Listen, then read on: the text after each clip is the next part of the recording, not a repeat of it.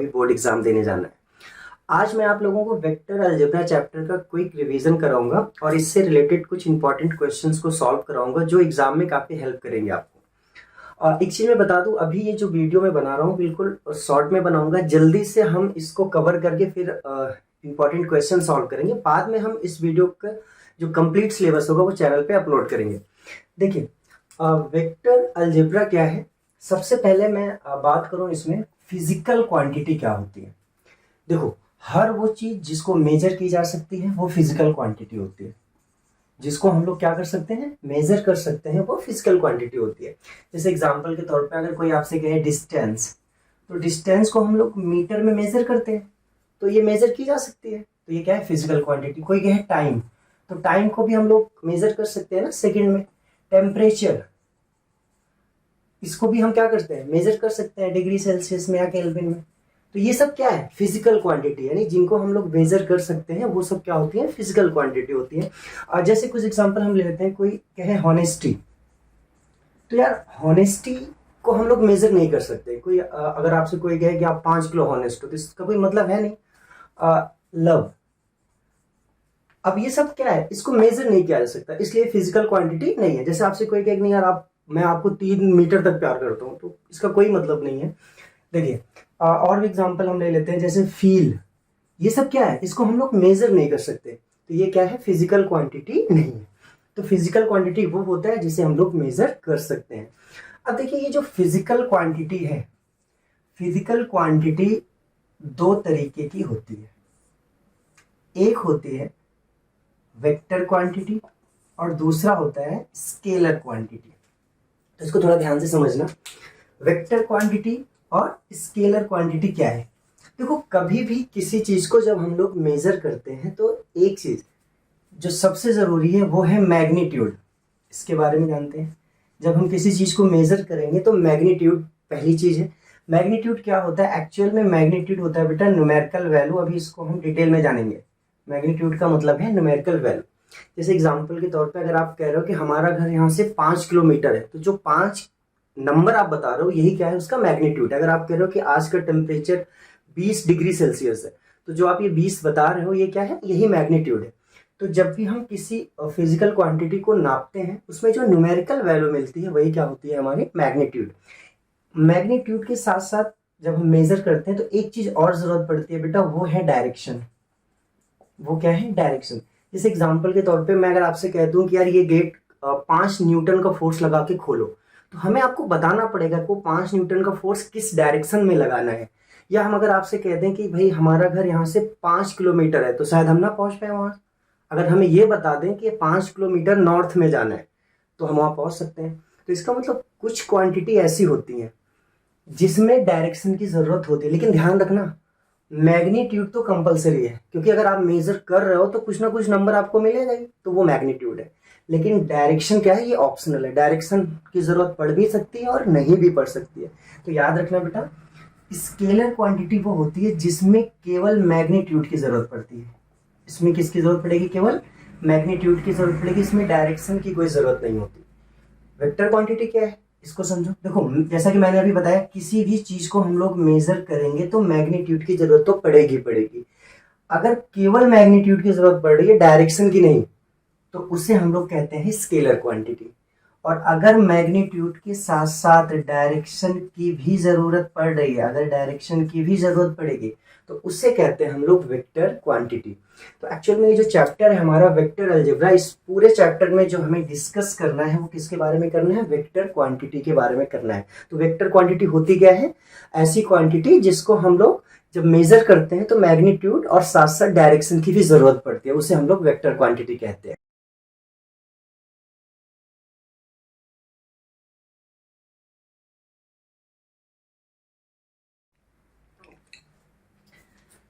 तो देखिए, अब हम लोग बात करते हैं रिप्रेजेंटेशन ऑफ वेक्टर क्या है, वेक्टर को रिप्रेजेंट कैसे करते हैं। तो देखो, वेक्टर को रिप्रेजेंट करने के लिए हम इस एरो से रिप्रेजेंट करते हैं बेटा। जैसे मान लो ये एक पॉइंट ए है, ये और बी है, तो ए से बी तक हम जा रहे हैं, तो ये जो हमारा वेक्टर बनेगा वो वेक्टर होगा ए बी वेक्टर। इसको ऐसे रिप्रेजेंट करते हैं। और एक्चुअल में याद रखना बेटा, ये जो लेंथ है इस वेक्टर की, जो लेंथ है यही मैग्नीट्यूड होगी, उस वेक्टर की मैग्नीट्यूड। और मैग्नीट्यूड होता क्या, मैंने भी बताया कि न्यूमेरिकल वैल्यू होती है कि किसी भी वेक्टर की किसी भी क्वांटिटी को जो आपने मेजर किया है उसकी न्यूमेरिकल वैल्यू क्या है।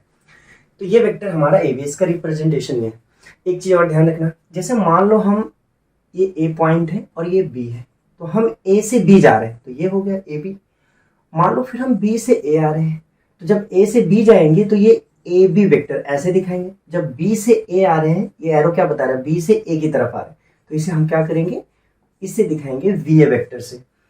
तो इसको ध्यान रखना आप, अगर हम कोई पूछे कि यार ए बी वेक्टर जो है वो बी ए वेक्टर दोनों बराबर हैं कि नहीं, तो आप देखो वेक्टर क्वांटिटी में मैग्नीट्यूड और डायरेक्शन दोनों की जरूरत होती है। तो इनका मैग्नीट्यूड तो सेम है, क्योंकि आप ए से बी जा रहे हो, जितनी लंबाई कवर करोगे, जितनी डिस्टेंस कवर करोगे, जब बी से ए आओगे तब भी वही डिस्टेंस कवर करोगे, लेकिन इनकी डायरेक्शन अलग अलग। इसकी डायरेक्शन ए टू बी है और इसकी डायरेक्शन बी टू ए है, इसलिए ये दोनों वेक्टर सेम नहीं होंगे। तो याद रखना ए बी जो है वो बी ए के बराबर नहीं होगा।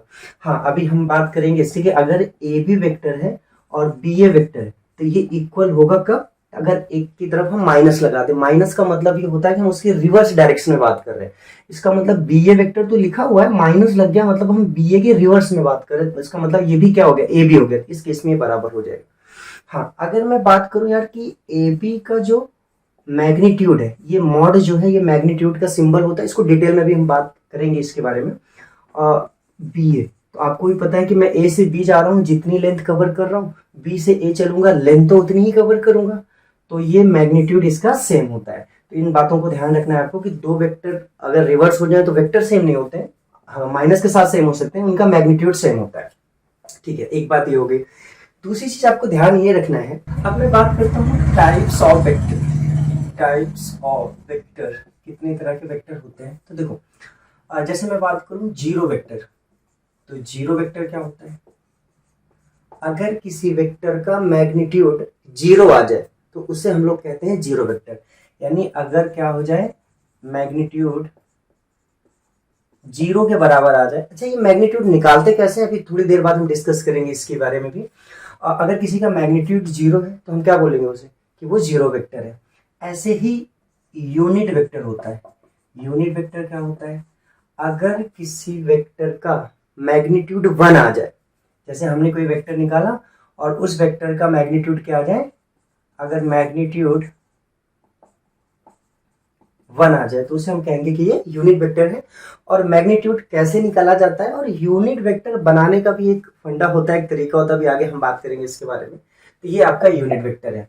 अच्छा, एक चीज और ध्यान रखना, अगर आपसे बात की जाए लाइक वेक्टर की, तो ये लाइक वेक्टर क्या होता है, या साथ में अगर हम बात करें अनलाइक वेक्टर, तो याद रखना बेटा, अगर दो वेक्टर जिनकी डायरेक्शन सेम है तो उनको हम लोग लाइक वेक्टर कहते हैं। अगर दो वेक्टर जिनकी डायरेक्शन अलग अलग है, कहीं भी हो सकती है अलग अलग, तो वो जैसे एक डायरेक्शन इधर है, इसकी डायरेक्शन इधर है, तो ये भी क्या है, अनलाइक है। तो लाइक वो होता है जिसकी डायरेक्शन सेम होती है, और अनलाइक क्या होता है, जिसकी डायरेक्शन अलग अलग होती है। ठीक है, और कुछ बातें ध्यान रखना, अगर मैं आपसे बात करूं पैरेलल, पैरेलल वेक्टर क्या होता है, या इसी को कोलिनियर भी कहते हैं, कोलिनियर वेक्टर। तो पैरेलल वेक्टर या कोलिनियर वेक्टर क्या होता है, देखो जैसे मान लो एक वेक्टर ये है और एक वेक्टर ये है, इसे हम क्या कहेंगे, ये पैरेलल वेक्टर है, इनके बीच में गैप सेम है। ध्यान रखने वाली बात ये है बेटा कि जो पैरेलल वेक्टर होते हैं वो वेक्टर कोलिनियर भी होते हैं, क्योंकि इसमें एक रूल होता है पैरेलल शिफ्टिंग का। जैसे मान लो ये वेक्टर है, तो अगर मान लो इसकी लेंथ 5 मीटर है या 5 सेंटीमीटर है, तो उसका मैग्नीट्यूड हो गया ये लेंथ जो है, ये जो कैप है ये मान लो ये डायरेक्शन बता रही।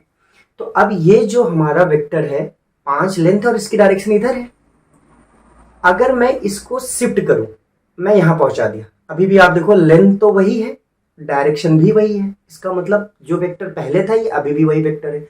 मैं इसको ऐसे शिफ्ट करा दूं, यहां लेके आऊं, अभी भी क्या है, सेम है, क्योंकि मैग्नीट्यूड भी, लेंथ वही है, डायरेक्शन भी वही है। हाँ, अगर मैं इसको ऐसे कर दूं तो मैग्नीट्यूड तो वही है बट डायरेक्शन अब बदल गई, तो इसलिए वेक्टर बदल जाएगा। तो वेक्टर को क्या कर सकते हैं हम, पैरेलल शिफ्टिंग करते हैं।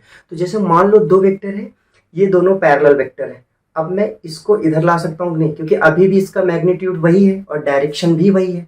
मैं इसको इधर लेके चलाया तो अभी भी तो डायरेक्शन वही है जहां इसकी थी, अब देखिए एक लाइन में आगे कि नहीं आगे, यानी जो पैरेलल थे वो पैरेलल वेक्टर था उसको हम क्या करके पैरेलल शिफ्ट करके एक लाइन में लेके चले, इसलिए कोलिनियर हो गया।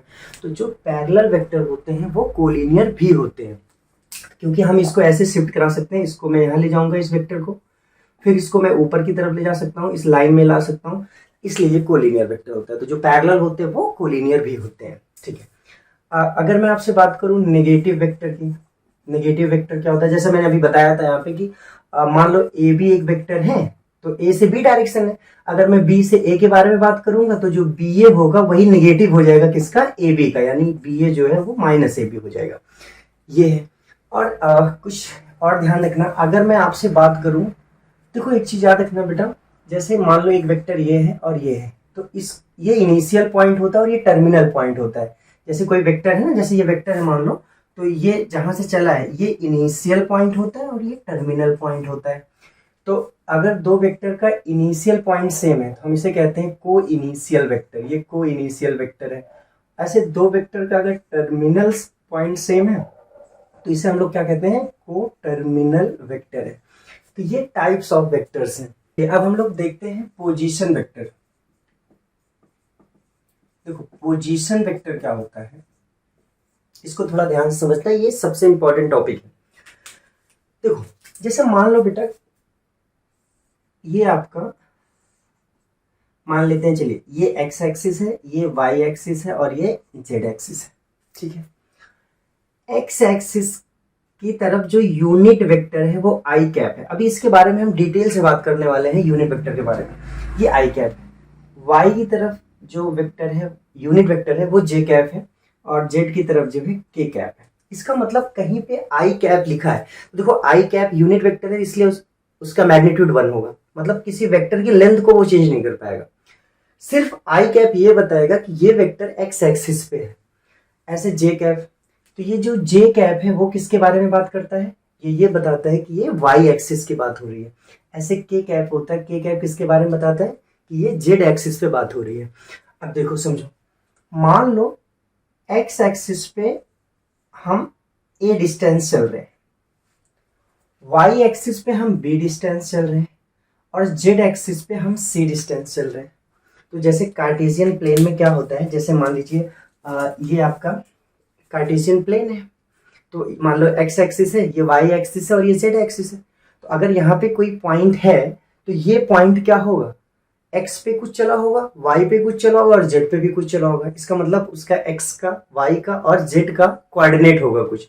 तो जैसे यहाँ पे देखो, मान लेते हैं ये पॉइंट यहाँ पे है कहीं, तो ये कुछ एक्स पे चला होगा, वाई पे भी है और जेड पे। एक्स पे कितना चला है ए, फिर वाई पे कितना चला है बी और जेड पे कितना चला है सी। इसका मतलब ये पॉइंट नाम कुछ भी दे देते हैं, चलो ए दे देते हैं इस पॉइंट का नाम। तो ये जो ए पॉइंट है ये एक्स पे ए चला है, वाई पे बी चला है, जेड पे सी चला है, इसलिए इसका जो कोऑर्डिनेट होगा वो ए बी सी, क्योंकि पहले एक्स एक्सिस होगा फिर वाई एक्सिस फिर जेड एक्सिस, ऐसे लिखते हैं हम लोग। अच्छा अब एक चीज और ध्यान रखना, ये तो ये पॉइंट मिल गया। अगर हम इस वेक्टर की बात करें, ये ओरिजिन ओ मान लेते हैं, तो कई बार इसको हम ओ ए भी दिखा सकते हैं या हम ए लिख देते हैं सीधा।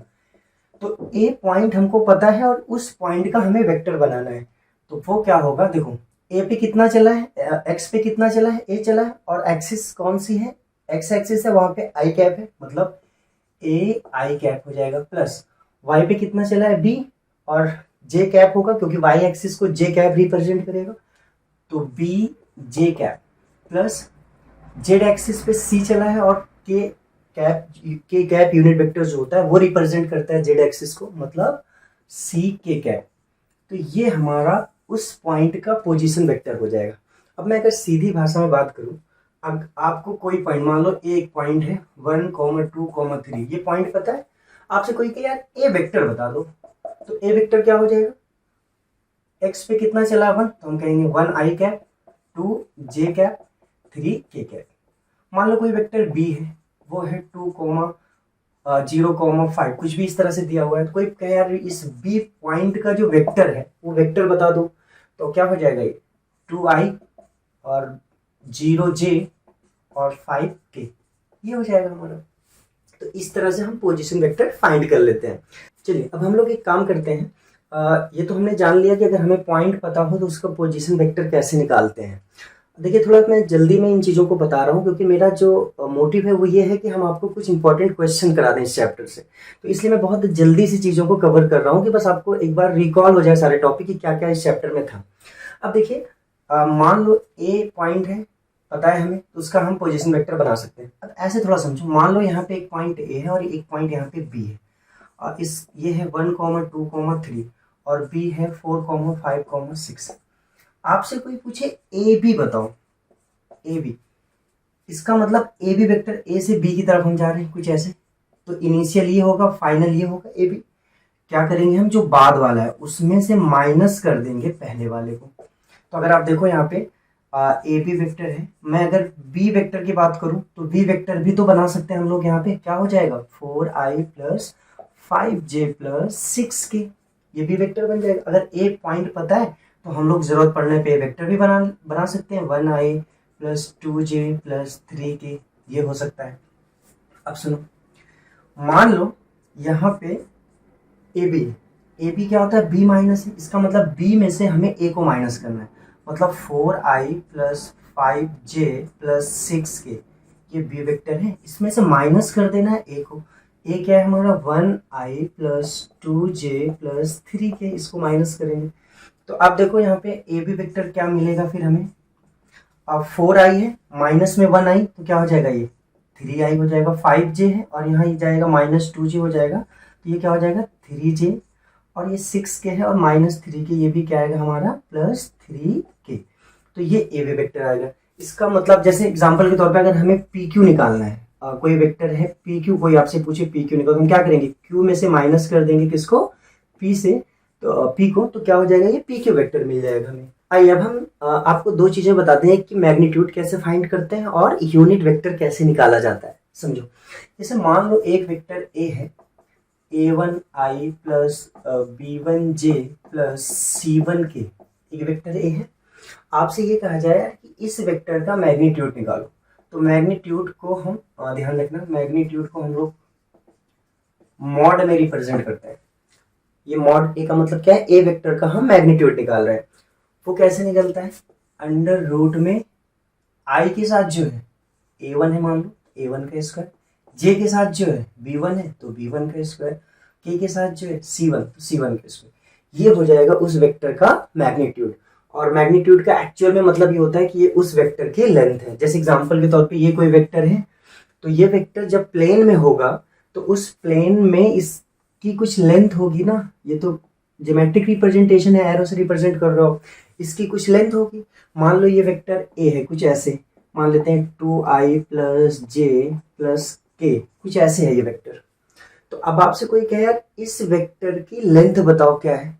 अच्छा, कोई डायरेक्शन के बारे में पूछे तो आप यही बताओगे ना कि एक्स एक्सिस पे ये 2 चला हुआ है और वाई एक्सिस, क्योंकि जे कैप के साथ क्या है 1 है, तो वाई एक्सिस पे 1 चला हुआ है और जेड एक्सिस पे यानी के साथ भी 1 है, तो जेड एक्सिस पे भी 1 चला हुआ है। ठीक है, अब कोई पूछा इस वेक्टर की लेंथ बता दो कितनी है, तो आप क्या करो, इसका मैग्नीट्यूड निकाल लो, वही इसकी लेंथ होगी। तो मैंने अभी बताया कि मैग्नीट्यूड निकाला कैसे जाता है, जो i का कोफिशिएंट है 2 उसका स्क्वायर कर दो, प्लस j का कोफिशिएंट यहाँ कुछ नहीं है तो 1 है उसका स्क्वायर कर दो, प्लस k का कोफिशिएंट भी कुछ नहीं है तो 1 है, 1 का स्क्वायर इसे कर दो।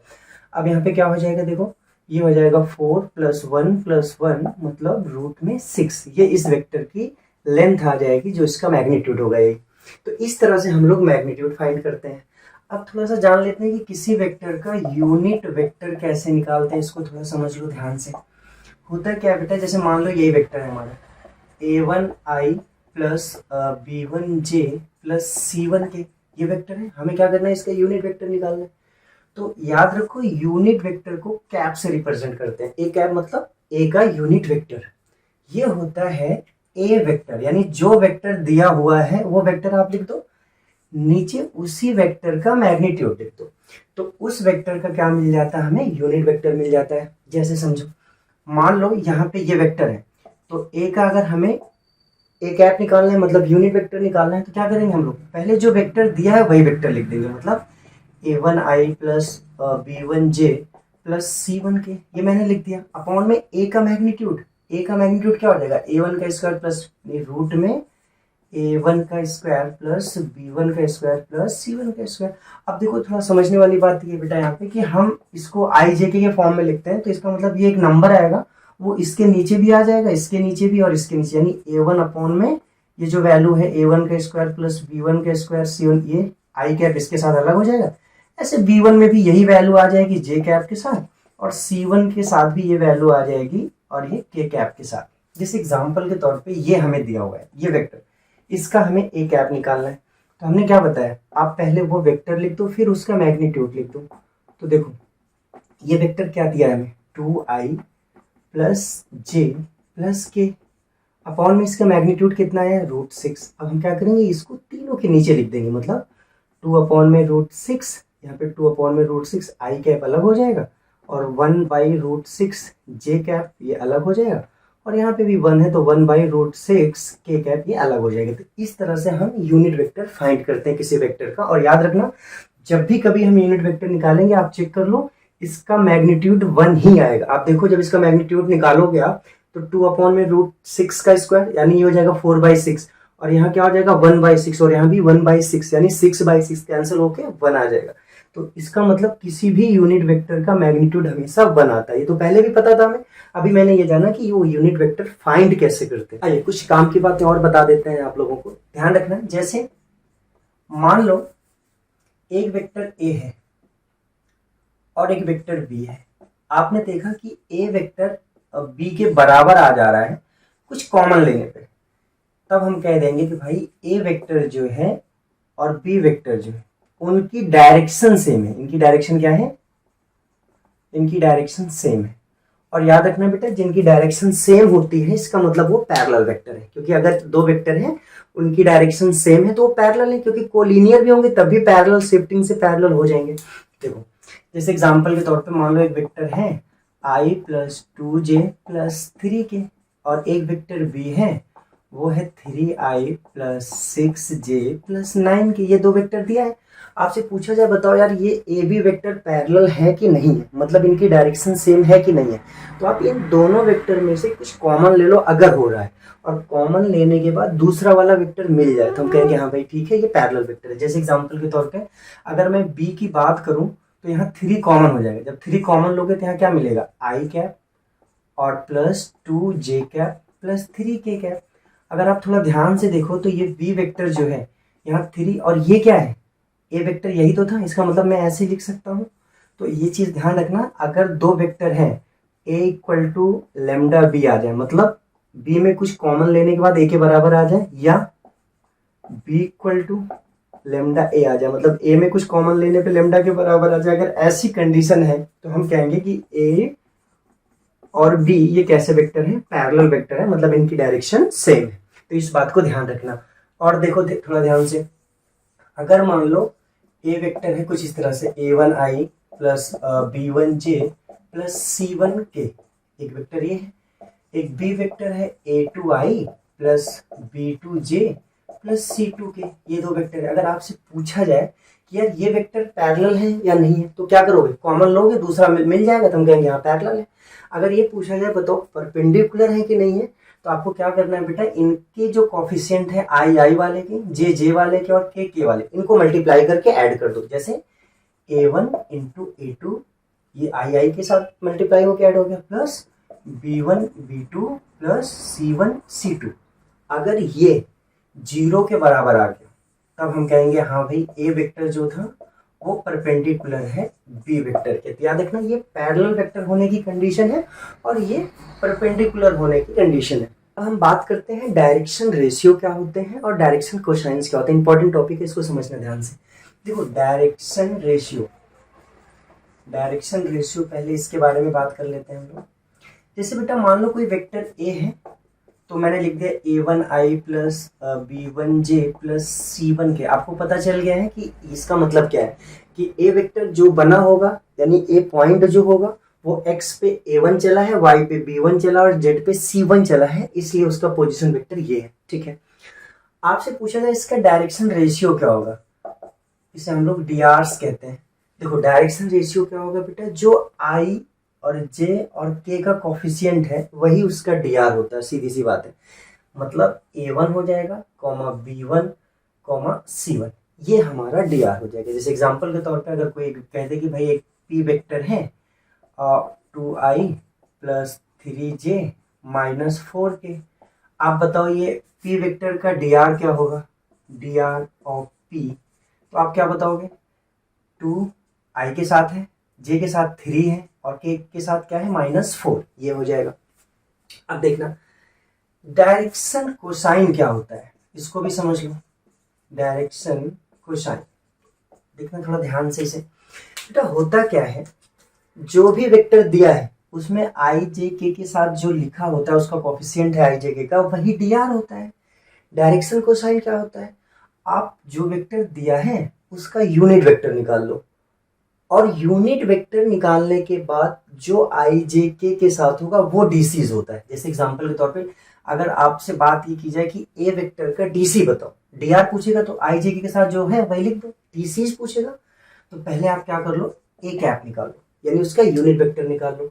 तो अभी जैसे कि मैंने बताया यूनिट वेक्टर निकाला कैसे जाता है, अब ये वेक्टर होगा A1 अपॉन में A1 का स्क्वायर प्लस B1 का स्क्वायर प्लस C1 का स्क्वायर आई के साथ, यही तो होता है ना, क्योंकि यूनिट वेक्टर निकालने का क्या फॉर्मूला मैंने बताया है कि आप वो वेक्टर लिखोगे अपॉन में उस वेक्टर का मैग्नीट्यूड, तो मैग्नीट्यूड ये है तो सबके नीचे आएगा आई जे के साथ, प्लस में क्या हो जाएगा बेटा B1 अपॉन में अंडर रूट A1 का स्क्वायर प्लस B1 का स्क्वायर प्लस C1 का स्क्वायर, ये हो जाएगा। और ये जे के साथ आएगा ऐसे, C1 अपॉन में क्या हो जाएगा अंडर रूट A1 का स्क्वायर प्लस B1 का स्क्वायर प्लस C1 का स्क्वायर के। तो यहाँ पे ये जो आई जे के साथ है ये और ये और ये, यही क्या कहलाते हैं, डीसीज कहलाते हैं। मतलब सीधी सी बात, अगर DR निकालना है तो जो भी वेक्टर दिया है उसके साथ आई जे के साथ जो कोफिशिएंट लिखा है वही DR होता है। और डीसीज की जब बात की जाएगी तब आप उस वेक्टर का यूनिट वेक्टर निकाल लो, उसके बाद जो आई जे के साथ लिखा मिले वो क्या होता है, डीसीज होता है। एग्जाम्पल के तौर पे मैं आपसे बता दूं बेटा कि जैसे ये एग्जाम्पल मान लो हमने पी वेक्टर लिया था, देखना ध्यान से, पी वेक्टर लिया था क्या है 2i plus 3j minus 4k। अगर आपसे DR कोई पूछे तो 2 3 -4 हो जाएगा। अगर आपसे डीसीज पूछे तो मैंने कहा कि आप इसका यूनिट वेक्टर निकाल लो, यानी पी कैप निकाल लो, तो क्या हो जाएगा 2i plus 3j minus 4k और अपॉन में उसका मैग्नीट्यूड, तो मैग्नीट्यूड क्या होगा 2 का स्क्वायर 4, 3 का स्क्वायर 9, 4 का स्क्वायर 16। तो अगर आप देखो तो यहाँ पे पी कैप क्या मिलेगा बेटा, ये हो जाएगा रूट में 29, तो 2 अपॉन में रूट 29 आई के साथ प्लस 3 अपॉन में रूट 29 जे के साथ माइनस 4 अपॉन में रूट 29 के साथ, ये हमारा यूनिट वेक्टर हो जाएगा। अब यूनिट वेक्टर में जो आई जे के साथ लिखा हुआ है ये क्या होता है, डीसीज, यानी यहाँ पे 2 अपॉन में रूट 29 ये हो जाएगा, ये हमारा डीसीज है, इसको हम लोग डीसीज कहते हैं, ठीक है। और यहाँ पे 3 अपॉन में रूट 29 हो जाएगा और -4 अपॉन में रूट 29 हो जाएगा। एक चीज ध्यान रखना बेटा, ये जो डीसीज है ना इसको हम लोग L, M और N से रिप्रेजेंट करते हैं। मतलब जो I के साथ है वो क्या होता है L, जो J के साथ है वो M, जो K के साथ है वो क्या होता है N।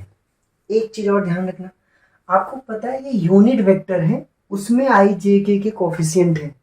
इसका मतलब यूनिट वेक्टर होता क्या था कि जो I और J और K के कोफिशिएंट है उनके स्क्वायर का सम रूट में, मतलब मैग्नीट्यूड वो क्या होता था 1 होता था। इसका मतलब अगर मैं रूट में इसका और इसका स्क्वायर करूं तो 1 आएगा क्योंकि यूनिट वेक्टर ही है। इस हिसाब से यहाँ से L स्क्वायर, क्योंकि इसका स्क्वायर प्लस M स्क्वायर इसका स्क्वायर प्लस N स्क्वायर, इसकी वैल्यू हमेशा 1 आती है। इसको थोड़ा ध्यान से समझ लो कि कभी भी हम डीसीज निकालते हैं तो जो वेक्टर दिया होगा उसका यूनिट वेक्टर निकालते हैं, और जब यूनिट वेक्टर निकाल लेते हैं तो जो आई जे के साथ होता है वही हमारा डीसीज होता है, उसी को हम लोग L से रिप्रेजेंट करते हैं। और अगर वो यूनिट वेक्टर है तो इसका मतलब उसका मैग्नीट्यूड 1 आएगा, मतलब रूट में इन सब का स्क्वायर का सम 1 आएगा। स्क्वायरिंग कर दोगे तो ये वैल्यू हमारी ये आ जाएगी 1। तो यहाँ से ये रिलेशन मिलता है। और एक चीज और थोड़ा सा ध्यान रखना है इसके बारे में बेटा, यहाँ पे अगर मैं एंगल के टर्म्स में बात करूं तो एंगल के टर्म्स में क्या होता है, चलो यहाँ हम समझा देते हैं। एंगल के टर्म्स में क्या होता है बेटा, जैसे यहाँ पे मान लो कुछ इस तरह से, ये एक्स एक्सिस है, ये वाई एक्सिस है, ये जेड एक्सिस है, मान लो यहाँ पे आपका ए पॉइंट था और ये, अच्छा ये बताओ ये जो वेक्टर ए होगा किसी पॉइंट से बना होगा, ठीक है।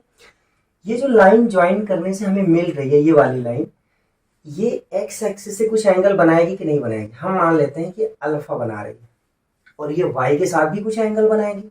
हम मान लेते हैं वो बीटा बना रही है वाई के साथ। और ये बताओ बेटा जेड एक्सिस के साथ भी ये लाइन कुछ एंगल बना रही है, हम लोग मान लेते हैं कि गामा एंगल बना रही है।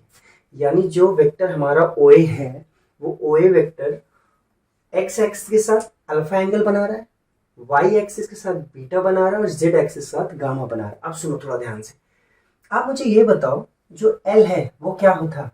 जो I के साथ वैल्यू मिली है, कोफिशिएंट है, यूनिट वेक्टर निकालने पे वही तो L था। L जो होगा वो हमारा कॉस अल्फा के बराबर होगा, यानी L यहाँ से निकाल सकते हैं हम, और एंगल की जरूरत पड़ेगी तो जो कॉस अल्फा है वो L होगा। अच्छा M भी होता है डायरेक्शन कोसाइन, वो J के साथ का होता था, तो M क्या हो जाएगा, क्योंकि J का मतलब y एक्सिस के साथ जो एंगल बना रहा है बीटा, क्या हो जाएगा M कॉस बीटा, और N क्या हो जाएगा कॉस गामा। तो इस तरह से भी समझ लो आप थोड़ा ध्यान से कि एल एम एन, देखो सारा खेल किसका है बेटा, जो वेक्टर दिया था उसका यूनिट वेक्टर निकाल लो, वहीं से डीसीज मिल जाएगा, उसी को हम लोग एल एम एन के फॉर्म में लिख सकते हैं। वहां से हमें ये रिलेशन मिल गया कि L square plus M square plus N square 1 होता है, ये रिलेशन मिल गया। अब यहां से हमें ये भी मिल गया कि अगर हमें एंगल के टर्म्स में डायरेक्शन कोसाइन की बात करनी है तो एल हमारा कॉस अल्फा, एम हमारा कॉस बीटा, और एन हमारा कॉस गामा हो जाता है। एक चीज और समझ लो बेटा, अगर L square plus M square plus N square equal to 1 है तो हम ऐसा भी तो कह सकते हैं कि कॉस स्क्वायर अल्फा, क्योंकि एल कॉस अल्फा ही है, प्लस एम स्क्वायर मतलब cos square beta, plus N cos gamma है ना, तो कॉस स्क्वायर गामा, ये भी कितना होगा 1 होगा, क्योंकि ये एल एम एन का जो स्क्वायर का समय 1 था, तो एल एम एन की जगह cos alpha cos beta cos gamma. तो ये रिलेशन भी जरूरत पड़ सकती है क्वेश्चंस में सॉल्व करते समय। आइए एक बात और कर लेते हैं हम लोग, सेक्शन फॉर्मूला। सेक्शन फॉर्मूला क्या होता है भाई?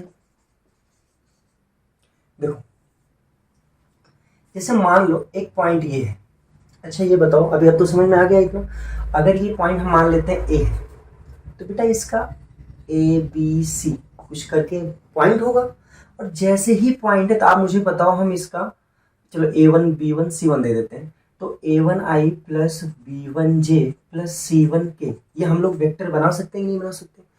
मान लो एक और पॉइंट है B है, तो मान लेते हैं ये B का जो कोऑर्डिनेट है A2 B2 और C2 है, तो इस हिसाब से आप बताओ बेटा हम B2 का भी क्या बना सकते हैं, वेक्टर बना सकते हैं।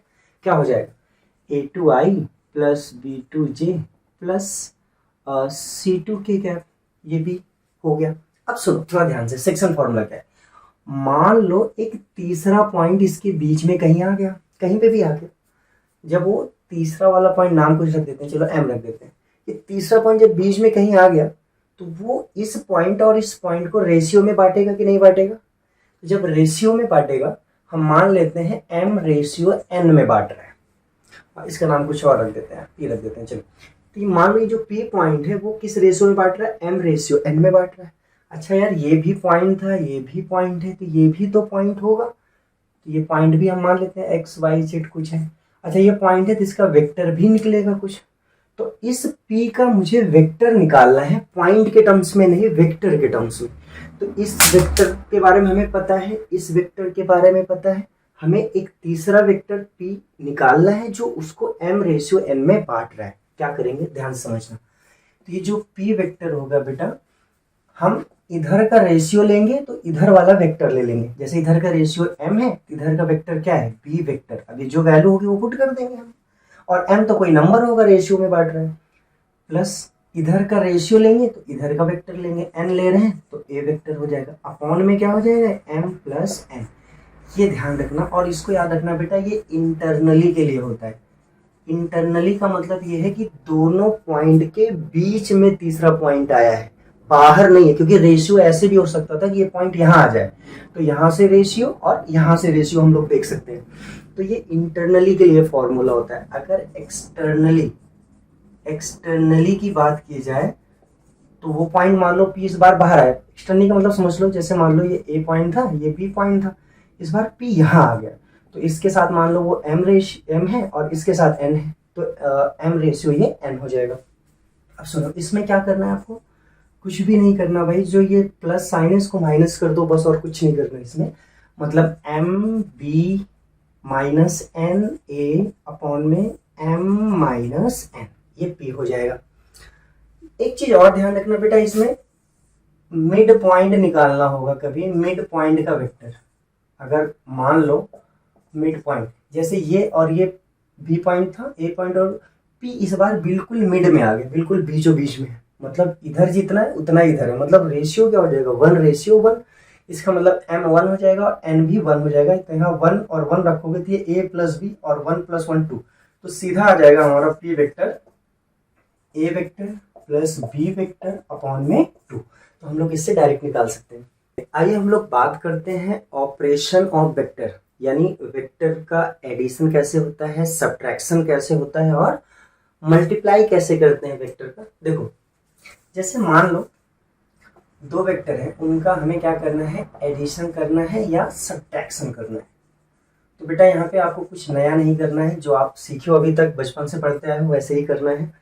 जैसे मान लो एक वेक्टर a है, वो है 2i plus 3j plus 4k, और एक वेक्टर b है जो कि है i plus j minus k।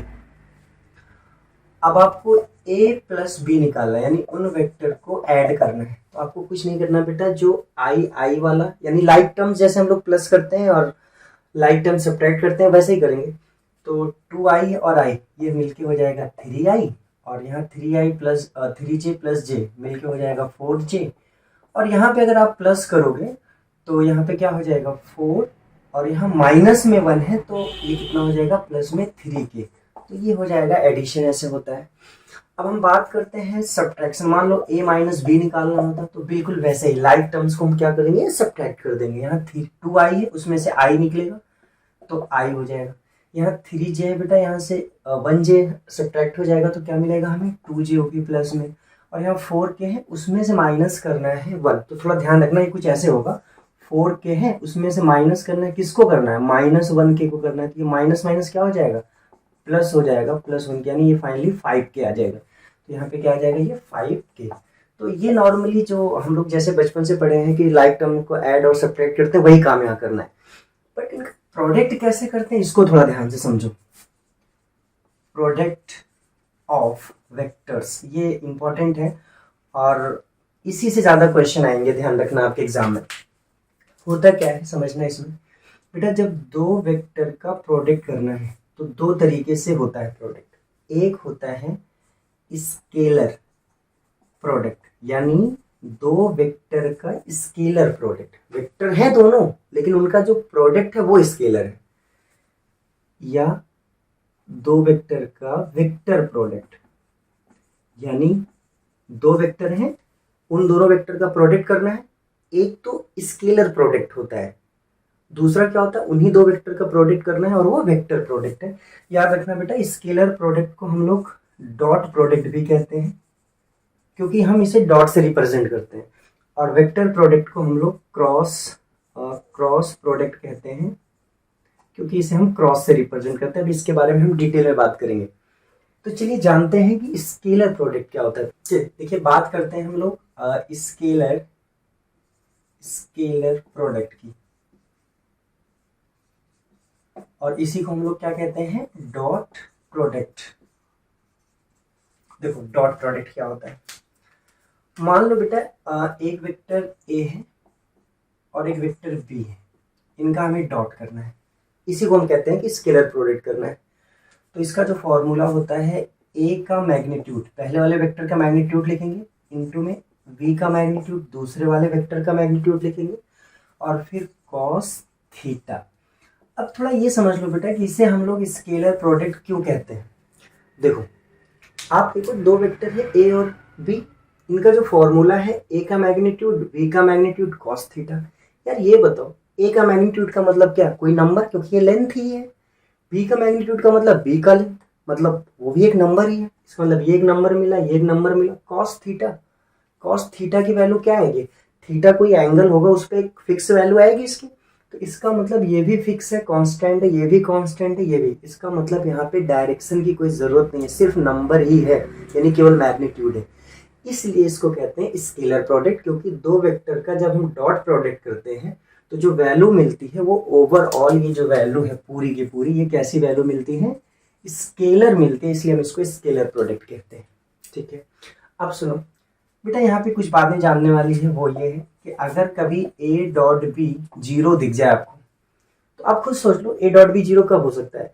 मान लो ए जीरो होगा तो पूरा जीरो कर देगा। इसका मतलब ये तब हो सकता है जब या तो ए वेक्टर जीरो हो जाए, जीरो वेक्टर, या बी वेक्टर जीरो हो जाए। अगर ये जीरो होगा तब भी पूरा जीरो कर देगा, और ये जीरो होगा तब भी जीरो कर देगा। अगर ए डॉट बी जीरो है तो इसका मतलब या तो ए जीरो रहा होगा या बी जीरो रहा होगा। लेकिन अगर ए और बी दोनों जीरो नहीं है तो सोचो कॉस थीटा, यानी थीटा अगर 90 हो जाए, थीटा क्या हो जाए 90, तो कॉस 90 की वैल्यू जीरो होती थी, पूरा क्या कर देगा जीरो। इसका मतलब थीटा 90, थीटा 90 का मतलब कि ए वेक्टर बी वेक्टर परपेंडिकुलर होंगे तब भी ए डॉट बी जीरो आएगा, क्योंकि एक्चुअल में यार थीटा क्या होता है, जैसे एक वेक्टर ये है और एक वेक्टर बी है, तो ये ए और बी है, तो थीटा इसी के बीच का एंगल होता है। तो सोचो अगर ये थीटा 90 हो गया तो ये वेक्टर क्या हो जाएंगे, परपेंडिकुलर हो जाएंगे। तो अगर ए डॉट बी कभी जीरो आ गया तो इसका मतलब या तो ए जीरो था या बी जीरो था, या दोनों का जो एंगल दोनों के बीच में बन रहा है वो कैसे है, 90 डिग्री है, मतलब ए बी परपेंडिकुलर वेक्टर है। ठीक है, और कुछ बातें इसके बारे में जानते हैं बेटा, सुनो। जैसे मान लो एक वेक्टर है कुछ ऐसे a1i plus b1j plus c1k, ये वेक्टर है आपका। एक वेक्टर b है मान लो a2i plus b2j plus c2k, इनका हमें डॉट करना है कुछ ऐसे a डॉट b। तो होता क्या है, हम इसको थोड़ा सा पहले जान लो। अगर कहीं पे i डॉट i लिखा है इसकी वैल्यू 1 आती है। कैसे आती है इसको जब डिटेल वीडियो बनाएंगे तो हम बताएंगे। जे डॉट जे ये 1 आता है, के डॉट के ये भी क्या आता है 1 आता है। बेटा अगर आई डॉट जे आ जाए तो ये 0 हो जाता है, और जे डॉट के ये भी क्या होगा 0, के डॉट आई या आई डॉट के ये भी क्या हो जाएगा 0 हो जाएगा। अब थोड़ा सा हिंट दे देते हैं आपको, ध्यान रखना कि जब इस फॉर्मूले में अप्लाई करेंगे हम, तो जब आई आई है तो मतलब दोनों वेक्टर सेम है, मतलब उस केस में थीटा क्या हो जाता है 0 हो जाता है, और यहाँ 0 हो जाएगा तो कॉस 0 की वैल्यू 1 आती है, इसका मतलब इसलिए 1 आ गया। चलिए अब यहाँ पे ए डॉट भी निकालना है, तो जैसे मल्टीप्लाई हम लोग करते थे बचपन से वैसे ही करेंगे। एक टर्म्स उठाएंगे इसमें करेंगे, फिर इसका इसमें करेंगे, फिर इसका इसमें करेंगे, फिर ये वाला उठाएंगे उसका इसमें करेंगे, इसमें करेंगे, इसमें, ऐसे तीसरे वाले का करेंगे। तो आप एक चीज ये समझो, जब आई का मैं आई के साथ करूंगा तो 1 आएगा, बट आई के साथ जे का और आई के साथ के का वो सब 0 हो जाएगा। आई जे भी 0 होता है और के साथ आई का वो भी 0 होता है। इसका मतलब ज्यादा आपको कुछ नहीं करना है, सीधा सीधा आई वाले को आई के साथ कर दो बस, यानी a1 a2, और आई डॉट आई तो 1 हो ही जाएगा तो हटा दो उसको, प्लस अब इसका सबके साथ 0 हो जाए तब लिखने की क्या जरूरत है, सीधा आप जे वाले को कर दो बस, b1 b2 ये हो जाएगा, और प्लस c1 c2। इस तरह से मिल जाता है हमें a डॉट b। जैसे एग्जांपल के तौर पे मान लो एक वेक्टर a है 2i plus j plus k, और एक वेक्टर b है i minus 2j plus 3k। आपसे कोई कहेगा कि a डॉट b बताओ, तो हम क्या करेंगे, यहाँ पे हम i वाले i के साथ कर देंगे, यानी 2 1 जा 2, और यहाँ पे हम j को j के साथ करेंगे तो यहाँ 1 है यहाँ 2 है तो ये -2 हो जाएगा, और k का k के साथ करेंगे 3 1 जा 3, तो ये 2 - 2 0 प्लस 3, यानी a डॉट b क्या आ गया 3 आ गया। और हमें पता भी है कि एक नंबर ही आएगा, क्योंकि दो वेक्टर का स्केलर प्रोडक्ट हमेशा एक स्केलर नंबर आता है, यानी उसमें कोई डायरेक्शन नहीं होगी, कुछ वेक्टर नहीं होगी, केवल एक नंबर होगा। अब जल्दी से बात कर लेते हैं हम लोग क्रॉस प्रोडक्ट की, उसके बाद स्टार्ट करते हैं क्वेश्चंस। देखिए क्रॉस प्रोडक्ट क्या होता है, समझो थोड़ा ध्यान से। जैसे मान लो एक वेक्टर a है बेटा और एक वेक्टर b है, इनका हमें क्रॉस करना है। अच्छा, इस क्रॉस को हम लोग क्या कहते हैं, वेक्टर प्रोडक्ट भी कहते हैं। तो सुनो, क्रॉस इसीलिए कहते हैं कि इसको क्रॉस से रिप्रेजेंट करते हैं। होता क्या है, ये होता है a का मैग्नीट्यूड फिर b का मैग्नीट्यूड, यही चीज वहां भी था, और वहां कॉस थीटा था, यहाँ साइन थीटा होता है। बट बेटा यहाँ ध्यान रखना, यहाँ साथ में एक एन कैप आता है। एन कैप एक यूनिट वेक्टर है, क्यों आता है उसको समझो। पहले ये जानते हैं कि इसे वेक्टर प्रोडक्ट क्यों कहते हैं। क्योंकि दो वेक्टर का जब हम क्रॉस प्रोडक्ट करते हैं या वेक्टर प्रोडक्ट करते हैं तो जो रिजल्ट आता है वो हमेशा एक वेक्टर आता है, मतलब वो फिक्स नंबर नहीं आएगा, वेक्टर आएगा, मतलब उसमें डायरेक्शन भी मैटर करेगी। अब सुनो, जैसे ए का मैग्नीट्यूड ये तो नंबर है, बी का मैग्नीट्यूड ये भी क्या है, नंबर ही है। साइन थीटा, साइन थीटा एक फिक्स वैल्यू ही आएगी तो वो भी नंबर ही है। एन कैप क्या है बेटा, यही बताएगा कि भैया यहाँ डायरेक्शन भी है। अगर डायरेक्शन है नंबर के साथ साथ यानी मैग्नीट्यूड के साथ साथ, तभी हम क्या कहते हैं कि वो वेक्टर क्वांटिटी है। इसलिए ए क्रॉस बी का जो रिजल्ट आता है ओवरऑल वो कैसा आता है, एक वेक्टर आता है, और उसको वेक्टर बनाने वाला ये एन कैप है, क्योंकि यही डायरेक्शन बताएगा। अब बात याद है यार कि इसकी डायरेक्शन होगी कहाँ, जब ये एक एन कैप एक वेक्टर है, उसकी डायरेक्शन है कुछ, तो कहाँ होगी। तो ध्यान रखना बेटा, जैसे मान लो एक वेक्टर ए है एक वेक्टर बी है, तो जो ये एन कैप है ना वो हमेशा ए बी के परपेंडिकुलर होता है। जैसे मैं आपको बताऊं, जैसे मान लो ये ए वेक्टर है ये बी वेक्टर है, ठीक है, आपने ए क्रॉस बी निकाला, तो जो ए एन कैप है ना ये क्या है, एक यूनिट वेक्टर है, मतलब ये मैग्नीट्यूड को नहीं चेंज करेगा क्योंकि इसकी न्यूमेरिकल वैल्यू 1 आएगी। तो एन कैप क्या है, एक यूनिट वेक्टर है, पहली चीज कैप लगा हुआ है, बट इसकी डायरेक्शन यहाँ होगी, मतलब उन दोनों वेक्टर जिनका आपने क्रॉस किया है उसके परपेंडिकुलर होगी हमेशा। तो एन कैप कोई पूछे क्या, तो आप क्या बताओगे कि भाई एन कैप एक यूनिट वेक्टर है, बट उसकी जो डायरेक्शन होगी वो किसके परपेंडिकुलर होगी, ए के और बी के परपेंडिकुलर होगी। ठीक है, अब समझते हैं आगे। देखो, अच्छा ये बताओ, अगर कभी ए क्रॉस बी हमें कहीं जीरो दिख जाए तो कब जीरो हो सकता है, खुद सोच के बताओ। अगर ए जीरो होगा या बी जीरो होगा तो सबको जीरो कर देगा, इसका मतलब ये जीरो तब हो सकता है या ए जीरो हो या बी जीरो हो, तब हो सकता है। दूसरा केस क्या हो सकता है बेटा, अगर थीटा जीरो हो जाए, थीटा क्या हो जाए, जीरो हो जाए, तो साइन जीरो की वैल्यू क्या होती है, जीरो, यानी सबको जीरो कर देगा। अच्छा, थीटा जीरो होने का मतलब क्या है, थीटा जीरो कब होता है, जब दो वेक्टर पैरेलल होते हैं, जब दो वेक्टर पैरेलल हैं ऐसे, तभी इनके बीच का एंगल जीरो होगा। इसका मतलब थीटा जीरो है तब भी ए क्रॉस बी जीरो हो जाएगा, और जीरो होने का मतलब ये है कि भाई ए और बी वेक्टर ना आपस में पैरेलल थे, तो ए बी वेक्टर आपस में क्या है, पैरेलल है। ध्यान रखना इस बात को।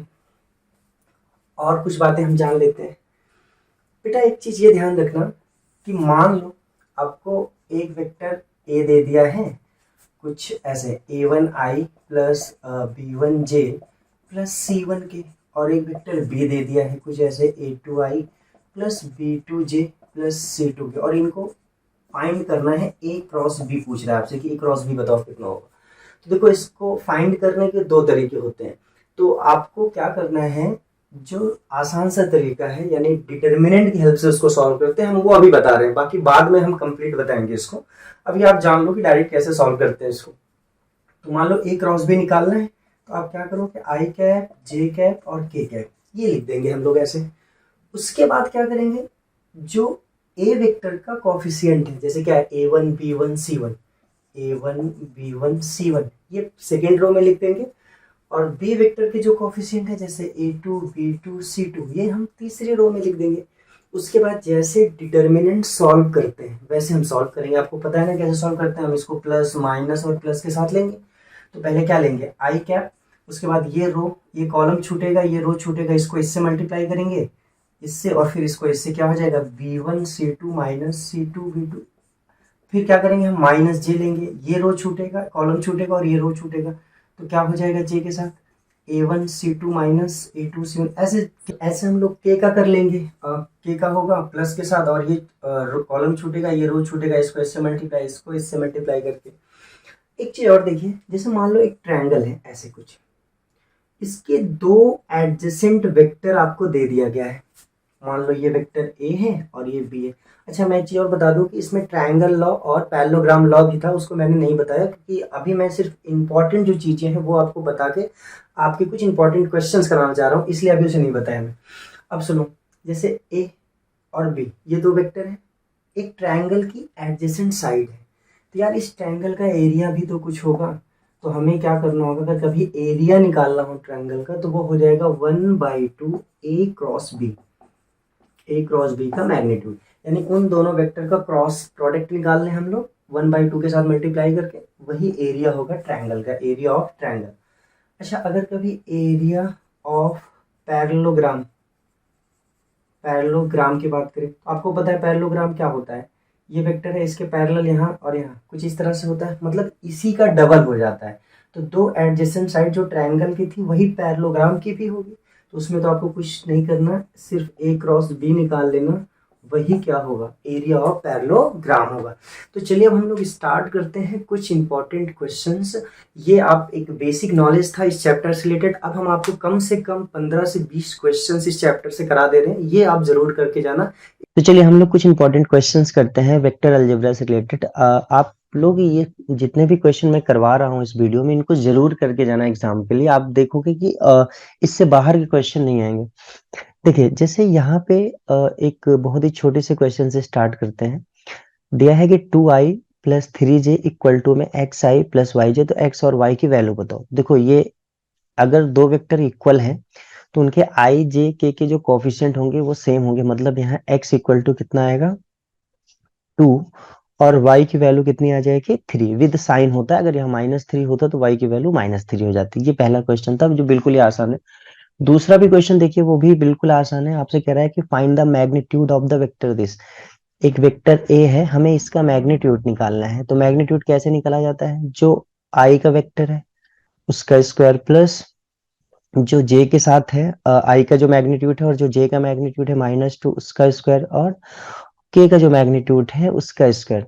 तो यहाँ पे अगर आप देखो तो क्या मिलेगा हमें, 3 का स्क्वायर ये 9 प्लस 4 प्लस 36, तो ये आपका हो जाएगा 49, और हम रूट निकालेंगे तो 7, यानी ए के मैग्नीट्यूड की जो वैल्यू आ जाएगी वो 7 ही हमारा आंसर होगा। तो चलिए नेक्स्ट, तो चलिए हम लोग क्वेश्चन नंबर 3 देखते हैं। इसमें कह रहा है find the distance between the point this and this using vector method. देखो एक पॉइंट ए है जो कि है 2, 3 एंड 1, और एक पॉइंट बी है जो कि है -1, 2, 3। आपसे ये कहा जा रहा है कि इन दोनों वेक्टर, दोनों पॉइंट के बीच की डिस्टेंस बताओ, और यूजिंग वेक्टर मेथड, वेक्टर को यूज करके बताओ। अच्छा ये बताओ, मैंने अभी बताया था आप लोगों को कि अगर ये ए पॉइंट है तो क्या हम यहाँ से ए वेक्टर निकाल सकते हैं कि नहीं। क्या हो जाएगा 2i plus 3j plus 1k, यानी के हो गया। यहाँ से मैं बी वेक्टर निकाल सकता हूँ क्या, तो ये हो जाएगा -i plus 2j plus 3k, ये हो जाएगा। अच्छा, हमें ए से बी निकालना है, तो एक काम करते हैं यार, मैं ए बी वेक्टर निकाल लेता हूँ। जब मैं ए बी वेक्टर निकालूंगा तो वो कैसे होगा, बी माइनस ए, ये हो जाएगा। और जब ए बी वेक्टर आ जाएगा तो मैं क्या करूंगा, उसका मैग्नीट्यूड निकाल लूंगा ए बी का। तो ए बी वेक्टर का जो मैग्नीट्यूड होगा, यानी जो उसकी लेंथ होगी, वही तो उनके बीच की डिस्टेंस है। चलिए, तो हम एक काम करते हैं, यहाँ से बी कैसे निकलेगा देखो। यहाँ से इस चाहो तो आप देखो, यहाँ बी वेक्टर पहले लिखो, माइनस ए वेक्टर लिखो, माइनस कर दो, या आप डायरेक्ट भी कर सकते हो यार। इसमें इसका ले लो और इसका पहला ले लो, क्या हो जाएगा, ऐसे डायरेक्ट में कर रहा हूँ, -1 -2 के साथ आई, और फिर प्लस का साइन लगाना। उसके बाद 2 में से 3 को माइनस करना, 2 - 3, और ये जे हो जाएगा। आप चाहो तो अलग अलग लिख के सॉल्व कर सकते हो। और यहाँ क्या हो जाएगा 3 - 1, और ये के। और आप चाहो तो वी वेक्टर लिखो और फिर -a वेक्टर लिखो, फिर आई वाले के साथ जे वाले के साथ के आएगा ही। तो यहाँ पे क्या हो जाएगा -3i, और यहाँ 2 - 3 -1j, और 3 - 1 2k। तो ये ए बी वेक्टर आ गया। और अगर मैं ए बी वेक्टर का मैग्नीट्यूड निकाल लूं तो मैग्नीट्यूड क्या होता है, लेंथ होती है। तो ए बी वेक्टर का हम लोग मैग्नीट्यूड निकाल लेते हैं। तो यहाँ पे क्या हो जाएगा -3 का स्क्वायर, और प्लस फिर -1 का स्क्वायर, जे का कोफिशिएंट था, फिर के का है 2, तो +2 का स्क्वायर। तो यहाँ पे जब हम 3 का स्क्वायर करेंगे तो ये 9 हो जाएगा, प्लस में 1 प्लस में 4, तो ये कितना आ जाएगा, रूट में आ जाएगा हमारा 9 4 13 और 1 14। तो जो वैल्यू आ जाएगी हमारी वो रूट में 14 आ जाएगी। तो चलिए हम लोग क्वेश्चन नंबर 3 देखते हैं। इसमें कह रहा है find the distance between the point A and point be using the vector method. अब समझो, यहाँ पे कह रहा है एक पॉइंट ए है और उसका कोऑर्डिनेट भी दे रखा है 2, 3, 1। एक पॉइंट बी है, उसका भी कोऑर्डिनेट दे रखा है -1, 2, आपसे कह रहा है कि इनके बीच की डिस्टेंस निकालो ए से बी तक, और कह रहा है कि वेक्टर मेथड यूज करके निकालो, यानी वेक्टर की हेल्प से निकालो। अच्छा ये बताओ, यहाँ से ये वेक्टर ए है, ए पॉइंट है, तो हम ए वेक्टर निकाल सकते हैं कि नहीं? ये क्या हो जाएगा, 2i cap plus 3j cap plus 1k cap. यहाँ से अगर बी वेक्टर निकालना होगा तो क्या निकल जाएगा, -1i cap plus 2j cap और -3k कैप। ये बी वेक्टर हो गया। अब देखो, अगर हमें ए से बी तक की डिस्टेंस निकालनी है, मतलब हमें ये डिस्टेंस निकालनी है, ठीक है बेटा, अगर हमें ये डिस्टेंस निकालनी है तो हम एक काम करें, ए बी वेक्टर निकाल लें और उसका फिर मैग्नीट्यूड निकाल लें, क्योंकि मैग्नीट्यूड क्या होता है, उस वेक्टर की लेंथ ही होती है। तो हम क्या करेंगे, यहाँ पे ए बी वेक्टर निकाल सकते हैं। और ए बी वेक्टर कैसे निकालेंगे आपको पता है, मैंने भी बताया था, ये हो जाएगा बी माइनस ए। अच्छा एक चीज मैं और आपको बता दूं, जैसे मान लो ये पॉइंट है A1 B1 और C1, और ये दूसरा पॉइंट है A2 B2 C2। आपसे ये निकालना है, मान लो ये P है और ये Q है, पी क्यू निकालना है, पी क्यू वेक्टर। तो एक्चुअल में क्या होता है, Q vector minus P vector. तो एक तरीका ये है कि आप पहले दोनों वेक्टर निकाल लो, उसके बाद अलग अलग रखो और उसको सॉल्व करो। बट आप डायरेक्ट भी कर सकते हो यार, देखो एक ही बात है वो, A2 और A1 इसको माइनस कर दो, A2 माइनस A1, और ये पहला वाला है तो मतलब I के साथ हो जाएगा, फिर प्लस का साइन लगाओ। अब इस बार B2 माइनस B1 कर देते हैं, B2 माइनस B1 और J कैप ऐसे, प्लस में C2 माइनस C1 हो जाएगा और K कैप के साथ हो जाएगा। तो ये डायरेक्ट भी आप कर सकते हो। तो यहाँ पे देखो, अगर हमें सॉल्व करना है तो हम ए बी वेक्टर कैसे निकालेंगे, बी, बी हमारा ये है, तो सीधा हम लोग कर लेते हैं -1 और ये -2 हो जाएगा आई के साथ। फिर यहाँ पे 2 है और यहाँ 3 है, तो प्लस का साइन लगाओ, 2 - 3 ये जे के साथ हो जाएगा। और फिर क्या है, प्लस का साइन लगाओ, -3 है और यहाँ -1 हो जाएगा और ये के साथ हो जाएगा। तो जो ए बी वेक्टर है हमारा वो निकलेगा -3i कैप, और ये हो जाएगा -j कैप और माइनस में 4k कैप। ये हमारा ए बी वेक्टर मिल गया। अब देखो ये ए बी वेक्टर है, बट मुझे ए बी की लेंथ निकालनी है, उसकी डिस्टेंस निकालनी है ए से बी तक की, मतलब मैं ए बी का मैग्नीट्यूड निकाल लेता हूँ।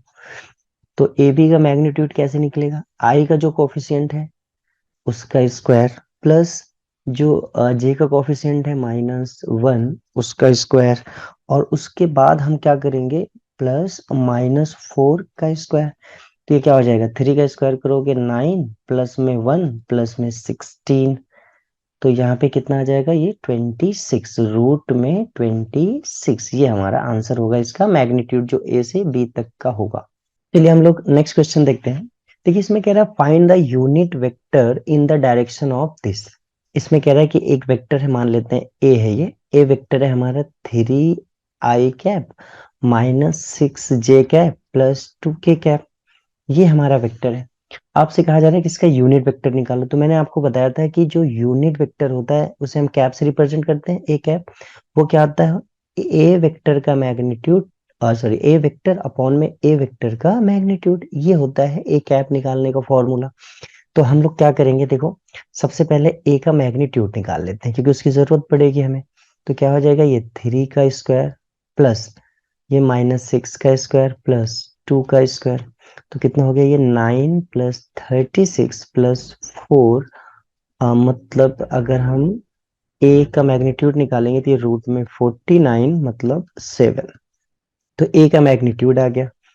अब देखो ए का मैग्नीट्यूड आ गया, ए कैप क्या होता है, ए का मैग्नीट्यूड अपॉन में ए वेक्टर अपॉन में ए का मैग्नीट्यूड। तो ए वेक्टर हमारा कितना है, 3i - 6j प्लस 2k, और अपॉन में जो ए का मैग्नीट्यूड है वो कितना है, 7 है। तो ए कैप क्या हो जाएगा, 3/7, आई कैप -6/7, जे कैप और प्लस 2/7 के कैप, ये हो जाएगा।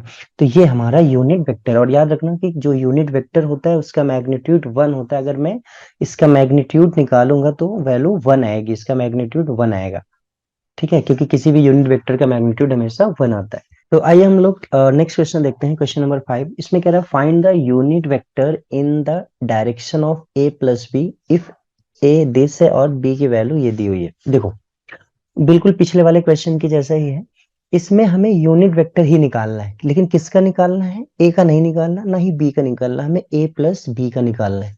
तो पहले एक काम करते हैं यार, हम लोग ए प्लस बी फाइंड कर लेते हैं। ए प्लस बी का मतलब ए और बी को हम लोग ऐड कर देते हैं। तो ए कितना है यहाँ पे? 2i माइनस जे प्लस 2k, इसके साथ ऐड करते हैं बी को, तो यहाँ 2i और माइनस आई है, तो कितना बचेगा? ये आई हो जाएगा। माइनस जे है और ये प्लस जे है, तो ये हो जाएगा यार 0j। और यहाँ पे देखो 2k है और यहाँ माइनस के है, तो ये सिर्फ k बचेगा। ये हो गया a प्लस बी। इसका कुछ अलग से नाम दे देते हैं, चलो हम r नाम दे देते हैं। ये जो a प्लस बी है मान लेते हैं कि ये r है, वेक्टर है हमारा। तो इसका मतलब a प्लस बी का यूनिट वेक्टर निकालना है, यानी हम कह सकते हैं कि जो r है हमारा उसका यूनिट वेक्टर निकालना है। इसका मतलब जो r कैप है वो क्या हो, r कैप निकालना है, r का यूनिट वेक्टर निकालना है हमें। तो इसका मतलब हम क्या करेंगे?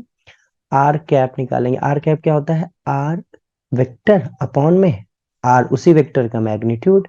तो यार यहाँ पे आर वेक्टर मैंने निकाल लिया है, आर का मैग्नीट्यूड भी निकाल लेते हैं। चलो आर वेक्टर का मैग्नीट्यूड कितना हो जाएगा? 1 का स्क्वायर 1, 0 का स्क्वायर 0, प्लस 1 का स्क्वायर 1, यानी ये √2 हो जाएगा। ठीक है, तो यहाँ पे आर कैप हमारा क्या होगा? देखो आर कैप क्या हो जाएगा? आर वेक्टर पहले लिख लेंगे हम, क्या था? आई प्लस 0j प्लस के, और जो उसके मैग्नीट्यूड आया है वो √2 आया है। तो हम क्या करेंगे? आर कैप ये हो जाएगा 1 अपॉन में √2 आई कैप, प्लस ये 0 हो जाएगा तो 0j कैप रहने देते हैं, और ये 1/√2 के कैप। तो ये हमारा यूनिट वेक्टर है किसका? ए प्लस बी का। तो ये चाहे मैं आर लिख दूं या ये आर ही हमारा क्या है? ए प्लस बी है, मतलब इस वेक्टर का यूनिट वेक्टर निकाल रहे हैं हम लोग, ए प्लस। चलिए हम लोग क्वेश्चन नंबर 6 देखते हैं। इसमें कह रहा है कि so that the vector 2i plus 3j plus 4k and minus 4i plus 6j minus 8k are collinear. कह रहा है कि ये दो वेक्टर कोलिनियर हैं, इस बात को शो करो। मान लेते हैं कि ए वेक्टर है हमारा 2i माइनस 3j और प्लस 4k, ये ए वेक्टर है। और बी वेक्टर है हमारा minus 4i plus 6j minus 8k। मैंने क्या बताया था आपसे कि अगर ए वेक्टर है, बी में कुछ कॉमन ले लो, कुछ ऐसा मिल जाए, या v equal to lambda A मिल जाए, मतलब एक वेक्टर में कुछ कॉमन लो, दूसरा वाला वेक्टर मिल जाए, तो हम कहेंगे कि दोनों वेक्टर की डायरेक्शन एक जैसी है, मतलब पैरेलल है, और जो पैरेलल होते हैं वो कोलिनियर होते हैं। ठीक है, तो यहाँ पे देखो बी में मैं क्या करता हूँ? -2 कॉमन ले लेता हूँ। देखो यहाँ -2 कॉमन ले लो तो यहाँ क्या मिलेगा? 2i cap minus 3j cap और प्लस में 4k कैप, ये मिल गया। अब देखो यही तो, अगर हम बी वेक्टर देखें तो -2, और ये जो है हमारा, ये कौन सा वेक्टर है? यही तो हमारा ए वेक्टर था। मतलब हम यहाँ ऐसे लिख सकते हैं, इसका मतलब देखो एक वेक्टर में मैंने कुछ कॉमन लिया तो दूसरा वेक्टर मिल गया, यानी वी वेक्टर -2 ये कोई कांस्टेंट है और साथ में दूसरा वेक्टर आ गया। तो हम कह सकते हैं हेंस ए वेक्टर जो है वो पैरेलल होगा किसके? बी वेक्टर के। या कह सकते हो कि ए वेक्टर और बी वेक्टर वो कोलिनियर है, क्योंकि जब दो वेक्टर पैरेलल होते हैं तो उनको मैंने बताया था कि पैरेलल शिफ्टिंग कर सकते हैं, वो कोलिनियर भी हो जाएंगे। तो चलिए हम लोग क्वेश्चन नंबर 7 देखते हैं। कह रहा है कि a vector OP is incline to OX at 45 degree and OY 60 degree and the angle at which OP is inclined OZ। अब देखो थोड़ा ध्यान से, इसमें कह रहा है कि भाई मान लो ये आपकी एक्सिस है, मान लेते हैं कि ये हम लोगों की एक्सिस है, ये एक्स एक्सिस है, ये वाई एक्सिस है और ये जेड एक्सिस है। यहाँ पे कोई एक वेक्टर है, ये ओ है हमारा पॉइंट ओरिजिन, यहाँ पे कोई एक पी पॉइंट है मान लो, तो यही ओपी जो क्या होगा वही हमारा क्या है? ओपी वेक्टर है, जो ये जिसकी बात की जा रही है क्वेश्चन में। कह रहा है ये जो ओपी है ना, वो ओ एक्स के साथ, ओ एक्स ढूंढो, ओ एक्स मतलब एक्स एक्सिस, यानी एक्स एक्सिस के साथ, एक्स एक्सिस के साथ कितना एंगल बना रहा है भाई? यहाँ से यहाँ तक ये बना रहा है 45 डिग्री। अगर याद हो तो यही हमारा कॉस अल्फा या अल्फा होता था, एंगल हमारा अल्फा कितना है? 45 डिग्री। ठीक है, और वो y के साथ 60 बना रहा है। y का है? y के साथ ये एंगल 60 बना रहा है, और y के साथ जो एंगल होता था उसे हम बीटा से रिप्रेजेंट करते थे। कह रहा है कि वो जेड के साथ कितना एंगल बना रहा है ये बताओ, इसको हम लोग गामा से रिप्रेजेंट करते थे, तो गामा आपसे पूछा जा रहा है। तो देखो मैंने आपको बताया था कि एल इक्वल टू क्या होता है, कॉस अल्फा, और एम इक्वल टू क्या होता है, कॉस बीटा, और एन इक्वल टू क्या होता है, कॉस गामा, जो कि डायरेक्शन कोसाइंस होते हैं। तो देखो यहाँ पे एक रिलेशन होता था ना कि L square plus M square plus N square equal to one, ये रिलेशन मैंने बताया था आपको। तो यहाँ एल की जगह हम लोग क्या लिख सकते हैं, कॉस अल्फा। तो चलो एल की जगह वैल्यू पुट करते हैं, तो ये हो जाएगा कॉस स्क्वायर, बट अल्फा की जगह हम लोग 45 लिख सकते थे, कॉस स्क्वायर 45 हो गया।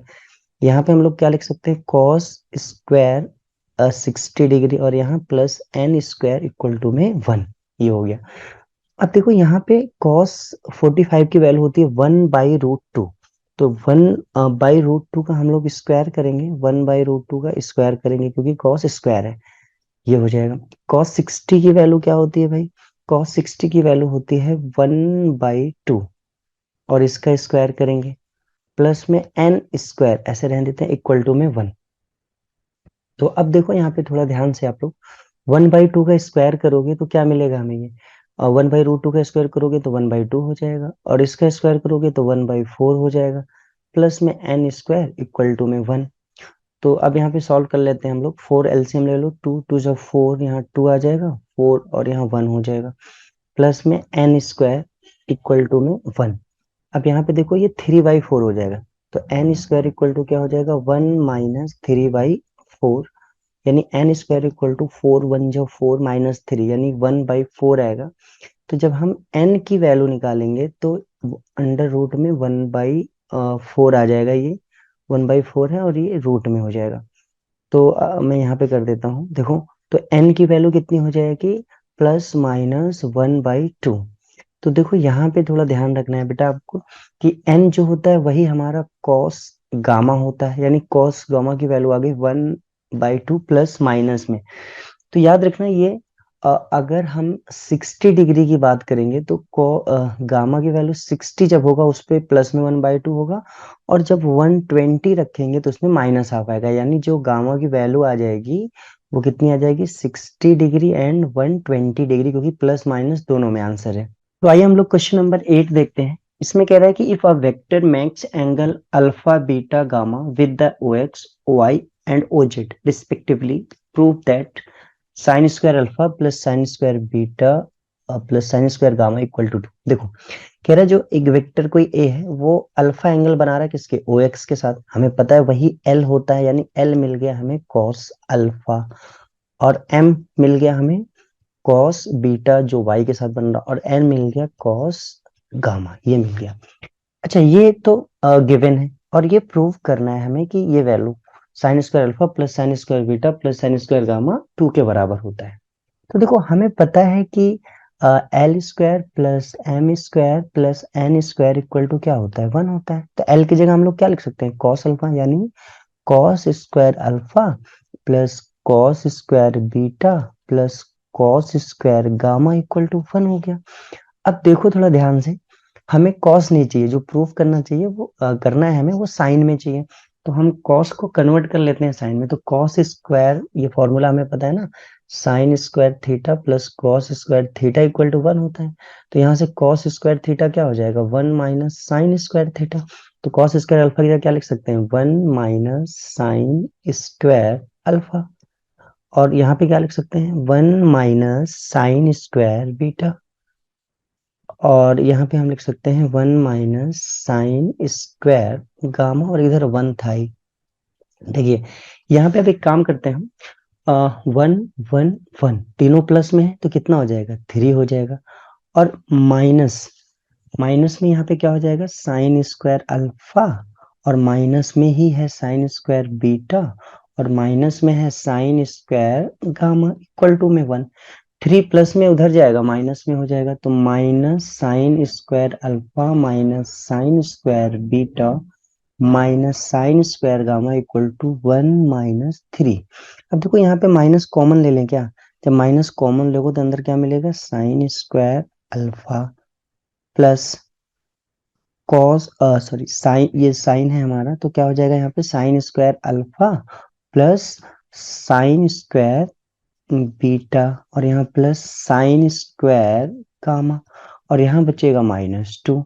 अब देखो यहाँ पे आप माइनस और ये माइनस क्या हो जाएगा, प्लस हो गया, कैंसिल हो गया।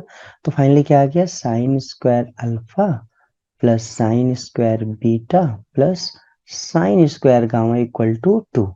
और यही हमें क्या करना था, यही प्रूव करना था, तो हम लिख सकते हैं हेंस प्रूव्ड। तो आइए हम लोग क्वेश्चन नंबर 9 देखते हैं। अब थोड़ा सा बेटा ये बैकग्राउंड में हॉर्न वगैरह की आवाज आएगी, इसको आप लोग इग्नोर करना। देखिए क्वेश्चन नंबर 9 में कह रहा है कि find the direction cosine of the vector joining the points this and this. कह रहा है एक पॉइंट ए है 1 2 -3, और एक पॉइंट बी है -1 -2 1। कह रहा है कि इनको ज्वाइन करने पे जो वेक्टर बन रहा है उसका डायरेक्शन कोसाइन बताओ। तो इसका मतलब ए टू बी, यानी ये वेक्टर है ए से बी की तरफ, तो हमें ए बी निकालना है। ए बी होता क्या है, बी वेक्टर माइनस ए वेक्टर। तो हम लोग एक काम कर सकते हैं, चाहे वेक्टर बना के बी वेक्टर रख दे और यहाँ ए वेक्टर रख दे, फिर माइनस कर दें, या हम एक काम करें डायरेक्ट भी कर सकते हैं ना, जैसे मैंने किया भी था -1 ये हो जाएगा किसके साथ, आई कैप के साथ। फिर प्लस यहाँ -2 है और ये -2 हो जाएगा ये जे के साथ, प्लस 1 माइनस और फिर -3, यानी ये +3 हो जाएगा और ये के कैप हो जाएगा।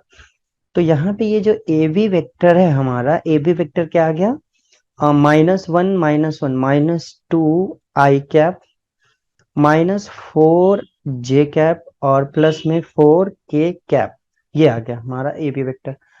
अब आपसे डायरेक्शन कोसाइन निकालने की बात कर रहा है, तो मैंने बताया था किसी भी वेक्टर का अगर डीआर निकालना हो तो ये जो लिखा हुआ है आई जे के साथ यही डीआर हो जाएगा, और डायरेक्शन कोसाइन निकालना है तो हम इसका यूनिट वेक्टर निकाल लेते हैं, और यूनिट वेक्टर निकालेंगे उसके बाद जो आई जे के साथ होगा वही हमारा क्या होगा, डायरेक्शन कोसाइन होगा। अच्छा, इसका डायरेक्ट भी हम लोग कर सकते हैं, डायरेक्शन कोसाइन एल से रिप्रेजेंट करते हैं। मान लो जैसे अगर आपका वेक्टर कुछ इस तरह से है कि ए आई प्लस बी जे प्लस सी के है मान लो, और आप तो ए बी सी तो डी आर हो गया, यानी हमें डी आर पता है एबीसी, हमें डायरेक्शन कोसाइन निकालना है, तो अब एल इक्वल टू सीधा ऐसे भी लिख सकते हो अपॉन में A square plus B square plus C square. वो एक्चुअल में ये कोई नई चीज नहीं है, वही है कि आप इसका यूनिट वेक्टर निकाल लो और उसके बाद जो आई जे के साथ है वही एल एम एन हो जाता है, तो मैं डायरेक्ट वही लिख दे रहा हूँ। तो अब देखो यहाँ पे ए कितना है हमारा -2, अपॉन में अगर मैं इसकी बात करूं अंडर रूट में A square plus B square plus C square की, तो यहाँ पे कितना है -2 -4 और 4, यानी -2 का स्क्वायर फिर -4 का स्क्वायर और फिर 4 का स्क्वायर, ये है। तो ये आपका हो जाएगा 36, रूट में 36 यानी 6 आ गया। तो यहाँ पे मैं क्या लिख सकता हूँ 6, यानी ये आ जाएगा 1/3। आगे बढ़ते हैं हम लोग। अगर m निकालना होगा तो हम क्या करेंगे, यहाँ b लिखेंगे और अपॉन में under root A square plus B square C square. तो यहाँ पे क्या हो जाएगा, ये -2 कितना है हमारा, b कितना है यहाँ पे, b है -4, तो -4 अपॉन में ये 6 आएगा। तो ये 2 2 जा 4 2 3 जा 6 -2/3 आ जाएगा। n की बात करेंगे तो n में हम क्या लेंगे, c अपॉन में under root A square plus B square plus C square. तो यहाँ पे आपका c कितना हो जाएगा 4 अपॉन में 6, यानी 2 2 जा 4 और 2 3 जा 6, यानी जो डीसीज आए हैं डायरेक्शन कोसाइंस वो क्या क्या आया है, -1/3 और -2/3 और 2/3। तो ये हमारा आंसर हो जाएगा। तो आइए हम लोग क्वेश्चन नंबर 10 देखते हैं। इसमें कह रहा है कि so that the direction cosine of a vector equally incline to the axis O X O Y O Z. कह रहा है इसमें जो डायरेक्शन कोसाइन है वो इक्वली इंक्लाइंड है, मतलब जो अल्फा है वही बीटा है और वही गामा है, तीनों एंगल सेम है यहाँ पे। इसका मतलब हम कह सकते हैं कि L इक्वल टू क्या होगा यहाँ पे cos alpha, M equal to क्या होता है कॉस बीटा, लेकिन बीटा भी अल्फा के बराबर है तो हम कॉस अल्फा लिख सकते हैं। N इक्वल टू क्या होता है कॉस गामा, तो यहाँ पे भी क्या लिख सकते हैं कॉस अल्फा। और हमें पता है इनका relation L square plus M square plus N square equal to में 1 होता है। तो देखो यहाँ पे L हमारा क्या हो जाएगा कॉस स्क्वायर अल्फा, M क्या हो जाएगा, ये भी हो जाएगा कॉस स्क्वायर अल्फा, और ये भी क्या हो जाएगा cos square alpha equal to में 1। तो cos square alpha plus cos square alpha plus cos square alpha मिलके हो जाएगा 3 cos square alpha equal to में 1। तो यहाँ पे कॉस स्क्वायर अल्फा क्या हो जाएगा 1/3। तो कॉस अल्फा क्या हो जाएगा 1/√3, यानी अल्फा यहाँ पे हो जाएगा कॉस इनवर्स 1/√3। अच्छा, जो अल्फा है वही बीटा, यानी बीटा भी क्या हो जाएगा कॉस इनवर्स 1/√3, और गामा भी क्या हो जाएगा कॉस इनवर्स 1/√3। तो यहाँ पे क्या है हमारा अल्फा बीटा और गामा तीनों सेम आ रहा है, जिसका मतलब हम कह सकते हैं कि जो ए वेक्टर है वो इक्वली इंक्लाइंड है किसके साथ, एक्स एक्सिस के साथ, वाई एक्सिस के साथ और जेड एक्सिस के साथ। इक्वली इंक्लाइंड का मतलब है कि सेम एंगल बना रहा है। चलिए हम लोग क्वेश्चन नंबर 11 देखते हैं। इसमें कह रहा है कि find the value of P for which the vector A, जो कि ये दिया हुआ है, और वेक्टर बी ये परपेंडिकुलर है और पैरेलल है। कह रहा है परपेंडिकुलर है ये दोनों वेक्टर ए बी, तब बताओ पी की वैल्यू कितनी होगी, और अगर ये पैरेलल है तब बताओ पी की वैल्यू क्या होगी। देखो ध्यान से समझना इसमें। अगर बेटा मान लो एक वेक्टर ए है और एक वेक्टर बी है, ये दोनों परपेंडिकुलर है, तो मान लो ए वेक्टर हमारा कुछ ऐसे है a1i plus b1j plus c1k, और बी वेक्टर हमारा है a2i plus b2j plus c2k।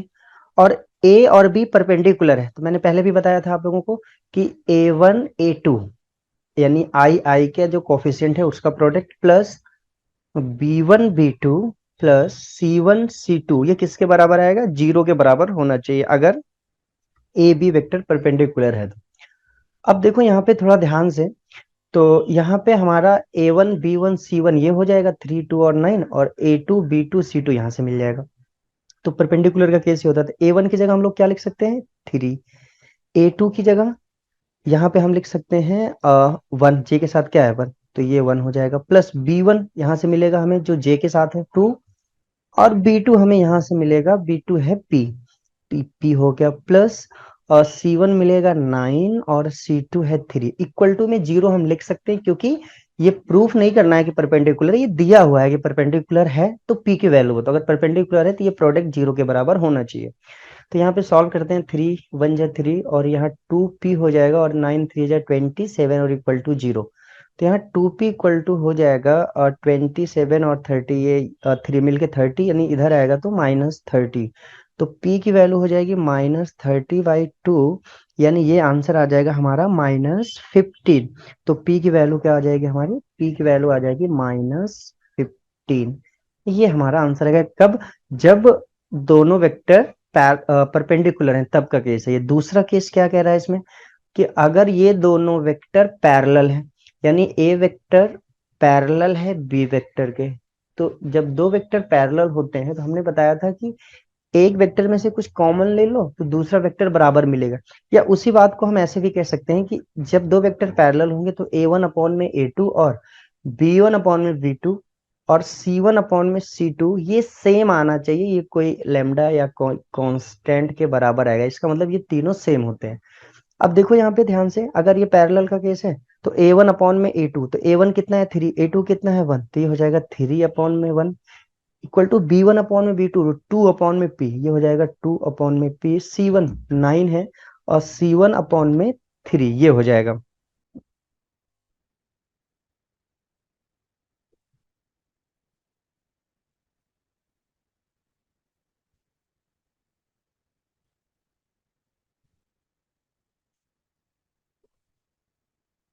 तो आइए हम लोग नेक्स्ट क्वेश्चन देखते हैं। इसमें कह रहा है कि find the angle between A and B. दो वेक्टर है, एक ए है और एक बी है, इनके बीच का एंगल फाइंड करना है हमें। और वहां पे जो मैग्नीट्यूड है, ए वेक्टर का वो √3 दिया हुआ है और बी वेक्टर का वो √2 दिया हुआ है, और ए डॉट बी जो है वो √6 है। तो देखो पहले जो जो गिवन है वो लिख लेते हैं। हमें ए डॉट बी ये पता है, ये √6 दिया हुआ है क्वेश्चन में। ए वेक्टर का मैग्नीट्यूड दिया हुआ है √3 और बी वेक्टर का मैग्नीट्यूड दिया हुआ है √2, और हमें फाइंड क्या करना है, इनके बीच का एंगल फाइंड करना है। देखो आप लोग, ए डॉट बी क्या होता है, ए का मैग्नीट्यूड और बी का मैग्नीट्यूड। इनटू में कॉस थीटा। तो अब देखो यहाँ पे क्या क्या पता है हमें, ए डॉट बी पता है, ए डॉट बी कितना है √6, तो ए डॉट बी की जगह हम लोग √6 लिख सकते हैं। ए का मैग्नीट्यूड ये √3 है, बी का मैग्नीट्यूड ये √2 है, इनटू में कॉस थीटा। तो देखो यहाँ पे √6 इक्वल टू में यहाँ पे भी क्या हो जाएगा, √6 हो जाएगा, √3 इंटू √2 और इंटू में कॉस थीटा।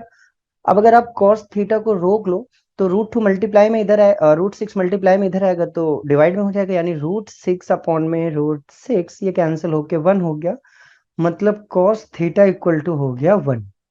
तो कॉस थीटा की वैल्यू अगर 1 हो गई तो थीटा कितना हो जाएगा, 0, क्योंकि कॉस 0 की वैल्यू 1 होती है, तो यहाँ पे थीटा हमारा 0 हो जाएगा। तो चलिए हम लोग नेक्स्ट क्वेश्चन देखते हैं। इसमें कह रहा है कि find the angle between the vector this and this. दो वेक्टर दिया हुआ है, उनके बीच का हमें एंगल फाइंड करना है। मान लेते हैं एक वेक्टर ए है जो कि है 5i cap plus 3j cap plus 4k cap, एक वेक्टर ये है। और एक वेक्टर v है, वो कितना है हमारा 6i cap minus 8j cap minus k cap. आपसे क्या कह रहा है कि इनके बीच का एंगल बताओ। तो देखो, जो फॉर्मूला होता है a डॉट बी का, वो क्या होता है, a का मैग्नीट्यूड और b का मैग्नीट्यूड इनटू में cos थीटा। तो अगर हमें cos थीटा निकालना है तो cos थीटा क्या हो जाएगा, a डॉट बी अपॉन में a का मैग्नीट्यूड और b का मैग्नीट्यूड।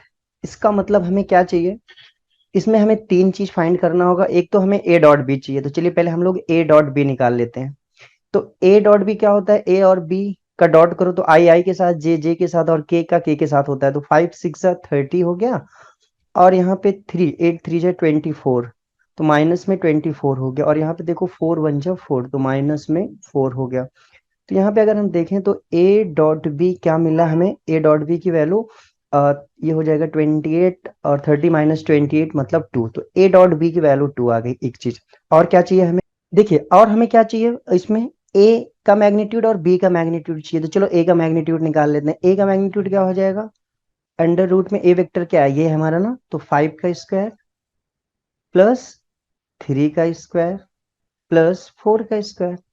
तो अगर आप देखो यहाँ पे तो क्या मिलने वाला है हमें, 25 प्लस में 9 प्लस में 16, अगर इनको ऐड करेंगे तो आ जाएगा रूट में 50। और क्या चाहिए हमें, b का मैग्नीट्यूड चाहिए। तो b का मैग्नीट्यूड कैसे निकालेंगे हम लोग, देखिए b वेक्टर कहाँ ये है, तो 6 का स्क्वायर हो जाएगा, ठीक है, प्लस में -8 का स्क्वायर हो जाएगा और प्लस में -1 का स्क्वायर हो जाएगा। तो जब आप इनको सॉल्व करोगे तो यहाँ पे क्या मिलने वाला है, 6 का स्क्वायर 36 प्लस 64 प्लस में 1।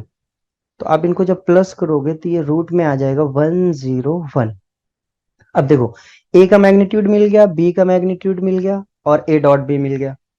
होता क्या है फॉर्मूला, अब इस फॉर्मूले में हम वैल्यू पुट कर देते हैं। तो cos थीटा इक्वल टू क्या है बेटा, a dot B, a dot B कितना आया 2 अपॉन में a का मैग्नीट्यूड तो रूट में 50 हो गया और इनटू में b का मैग्नीट्यूड रूट में 101 हो गया। तो आप चाहो तो इसको मल्टीप्लाई कर लो आप, और अदरवाइज आप ऐसे भी छोड़ सकते हो। तो थीटा यहाँ पे क्या हो जाएगा, cos इनवर्स रू यहाँ पे 2 अपॉन में √50 इंटू रूट में 101। अब चाहो तो इसको मल्टीप्लाई कर लो, उसके बाद भी लिख सकते हो आप। तो ये हमारा आंसर हो जाएगा। आइए अब हम लोग नेक्स्ट क्वेश्चन देखते हैं।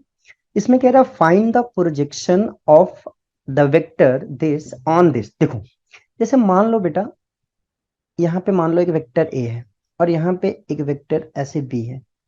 तो देखो यहाँ प्रोजेक्शन का मतलब आप समझते हो ना, प्रोजेक्शन का मतलब एक तरीके से क्या होता है, परछाई। तो जैसे यहां से अगर आप देखो लाइट अगर यहां से डालो इस पे, तो इस वेक्टर बी जो है इसका प्रोजेक्शन किस पे बनेगा, ए पे बनेगा। तो इसी को हम कहेंगे प्रोजेक्शन ऑफ बी ऑन ए, एक चीज। या अगर मान लो ये वेक्टर हमारा बी है और ये वेक्टर ए है, तो यहाँ पे हम क्या कहेंगे, ए का प्रोजेक्शन बन रहा है किस पे, बी पे। तो देखो जब भी हमें प्रोजेक्शन निकालना होगा, जैसे हम बात कर रहे हैं projection of A vector on B vector, A का प्रोजेक्शन है बी पर है, तो हम क्या करेंगे, सबसे पहले ए डॉट बी निकाल लेंगे और ए डॉट बी निकालने के बाद डिवाइड कर देंगे जिस पर प्रोजेक्शन फाइंड करना है। मतलब समझो, जैसे यहाँ पे हमें कह रहा है कि इस वेक्टर का प्रोजेक्शन इस पर फाइंड करो। तो पहले तो इन दोनों को डॉट निकालेंगे, लेकिन अपॉन में क्या कौन सा वेक्टर लिखेंगे हम? वो वेक्टर जो ऑन के बाद होगा, यानी जिस पर प्रोजेक्शन फाइंड करना है। तो अब देखो यहाँ पे हम मान लेते हैं कि ए हमारा क्या है, 7i प्लस जे -4k, ये तो आई है। बी वेक्टर क्या है हमारा, 2i plus 6j plus 3k, ये दूसरा वेक्टर है। अब हमें क्या करना है, प्रोजेक्शन ए का निकालना है, बी पर निकालना है। तो मतलब हमें क्या चाहिए, ए डॉट बी चाहिए होगा। तो सबसे पहले हम लोग ए डॉट बी फाइंड कर लेते हैं। तो देखो ए डॉट बी क्या हो जाएगा यहाँ पे, 7 2 जब 14, और यहाँ पे 6 है तो 6 1 जा 6, और माइनस में 12। तो अब देखो यहाँ पे क्या हो जाएगा, 20 -12 8, यानी ए डॉट बी क्या मिल गया हमें, 8 मिल गया। ए डॉट बी की वैल्यू क्या आ गई, 8। और क्या चाहिए हमें, बी का मैग्नीट्यूड चाहिए, यानी दूसरा वाला वेक्टर जो है ऑन के बाद, उसका मैग्नीट्यूड चाहिए। तो बी वेक्टर का मैग्नीट्यूड निकाल लेते हैं। क्या होगा ये, अंडर रूट में 2 का स्क्वायर प्लस 6 का स्क्वायर प्लस 3 का स्क्वायर। यहाँ पे क्या हो जाएगा, ये हो जाएगा 4 + 36 + 9, तो ये हो जाएगा 49 रूट में, यानी ये आ जाएगा 7। तो अब देखो हमें क्या निकालना है, प्रोजेक्शन निकालना है, projection of A on B. तो इसका फॉर्मूला मैंने बताया क्या होता है, ए डॉट बी अपॉन में बी का मैग्नीट्यूड। तो अब देखो बेटा यहाँ पे ए डॉट बी कितना आया हमारा, 8 आया, और बी का मैग्नीट्यूड कितना आया, 7। तो जो प्रोजेक्शन हो जाएगा वो क्या हो जाएगा, 8/7, ये हमारा आंसर हो जाएगा। तो चलिए हम लोग नेक्स्ट क्वेश्चन देखते हैं। इसमें कह रहा है कि फॉर एनी वेक्टर आर, एक वेक्टर आर है, कोई भी है वेक्टर वो, और उसके लिए ये प्रूव करो कि आर वेक्टर जो है वो आर डॉट आई और आर डॉट जे और ये आर डॉट के जो आई जे के साथ लिखा हुआ है। तो हमें ये प्रूव करना है कि कोई वेक्टर है जो इसके बराबर है। देखिए एक काम करते हैं, सबसे पहले हम मान लेते हैं कि आर कोई वेक्टर है। हम ये लेट कर लेते हैं यहाँ पे, चलिए आर कोई वेक्टर है।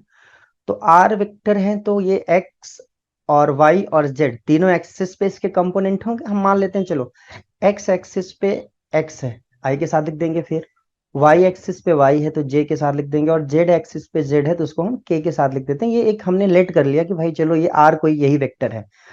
अब देखो हमें प्रूव करना है ये चीज जो है वो आर के बराबर है। तो एक काम करो, इसमें ना आर डॉट आई है, आर डॉट जे है और आर डॉट के। पहले आप ये इन सब चीजों को फाइंड कर लो। देखो आर डॉट आई निकालते हैं हम लोग। जब आर डॉट आई निकालोगे तो इसका मतलब ये जो आर वेक्टर है, मतलब कौन सा, एक्स आई प्लस वाई जे प्लस जेड के, इसका हम लोग डॉट कर देंगे किसके साथ, आई के साथ। तो अगर आप थोड़ा सा समझो तो यहाँ पे क्या मिलेगा, आई जब इसके साथ आएगा तो आई डॉट आई हो जाएगा, इसके साथ जे डॉट आई के डॉट आई, तो ये और ये इसके साथ तो जीरो हो जाएगा, इसके साथ बचेगा, और आई डॉट आई 1 होता है और साथ में एक्स, यानी यहाँ से सिर्फ एक्स मिल जाएगा। सेम ऐसे देखो आर डॉट जे जब हम निकालेंगे तो आर की जगह ये लिखेंगे और जे की जगह हम जे डॉट लिखेंगे। जब जे से अंदर प्रोडक्ट करेंगे सेम ये चीज होगा। देखो तो यहाँ पे क्या हो जाएगा, ये जब हम इसको जे से करेंगे तो यहाँ पे जे वाला जे डॉट जे 1 हो जाएगा, यानी वाई बचेगा, बाकी ये दोनों जीरो होंगे तो यहाँ पे वाई मिल जाएगा। तो ये आप लोग कर लेना। और आर डॉट के की अगर मैं बात करूं तो यहाँ पे क्या आएगा आप समझ सकते हो, यहाँ पे हम के से प्रोडक्ट करेंगे इसका, तो यहाँ पे आई के साथ तो जीरो हो जाएगा, जे के साथ जीरो हो जाएगा, के साथ 1 आएगा और जेड रहेगा साथ में, तो ये जेड हो गया। अब थोड़ा ध्यान से देखो, हमें प्रूव क्या करना था, ये जो है आर वेक्टर के बराबर। तो बेटा यहाँ पे आर डॉट आई, ये हम आर एच एस ले लेते हैं, चलो R dot I, I cap plus R dot J और जे कैप प्लस आर डॉट के, के कैप। इसको हम क्या कर सकते हैं, देखो इसकी जगह मैं क्या लिख सकता हूँ, एक्स, तो ये एक्स आई हो गया। इसकी जगह मैं क्या लिख सकता हूँ, वाई है, तो ये वाई जे कैप हो गया। और यहाँ पे इसकी जगह मैं जेड लिख सकता हूँ, तो जेड के कैप। और अगर देखो तो यही तो मैंने लेट किया था कि ये आर है, यानी इसकी जगह मैं क्या लिख सकता हूँ, आर लिख सकता हूँ, और ये जो है आर के बराबर है, यही प्रूफ करना था मुझे।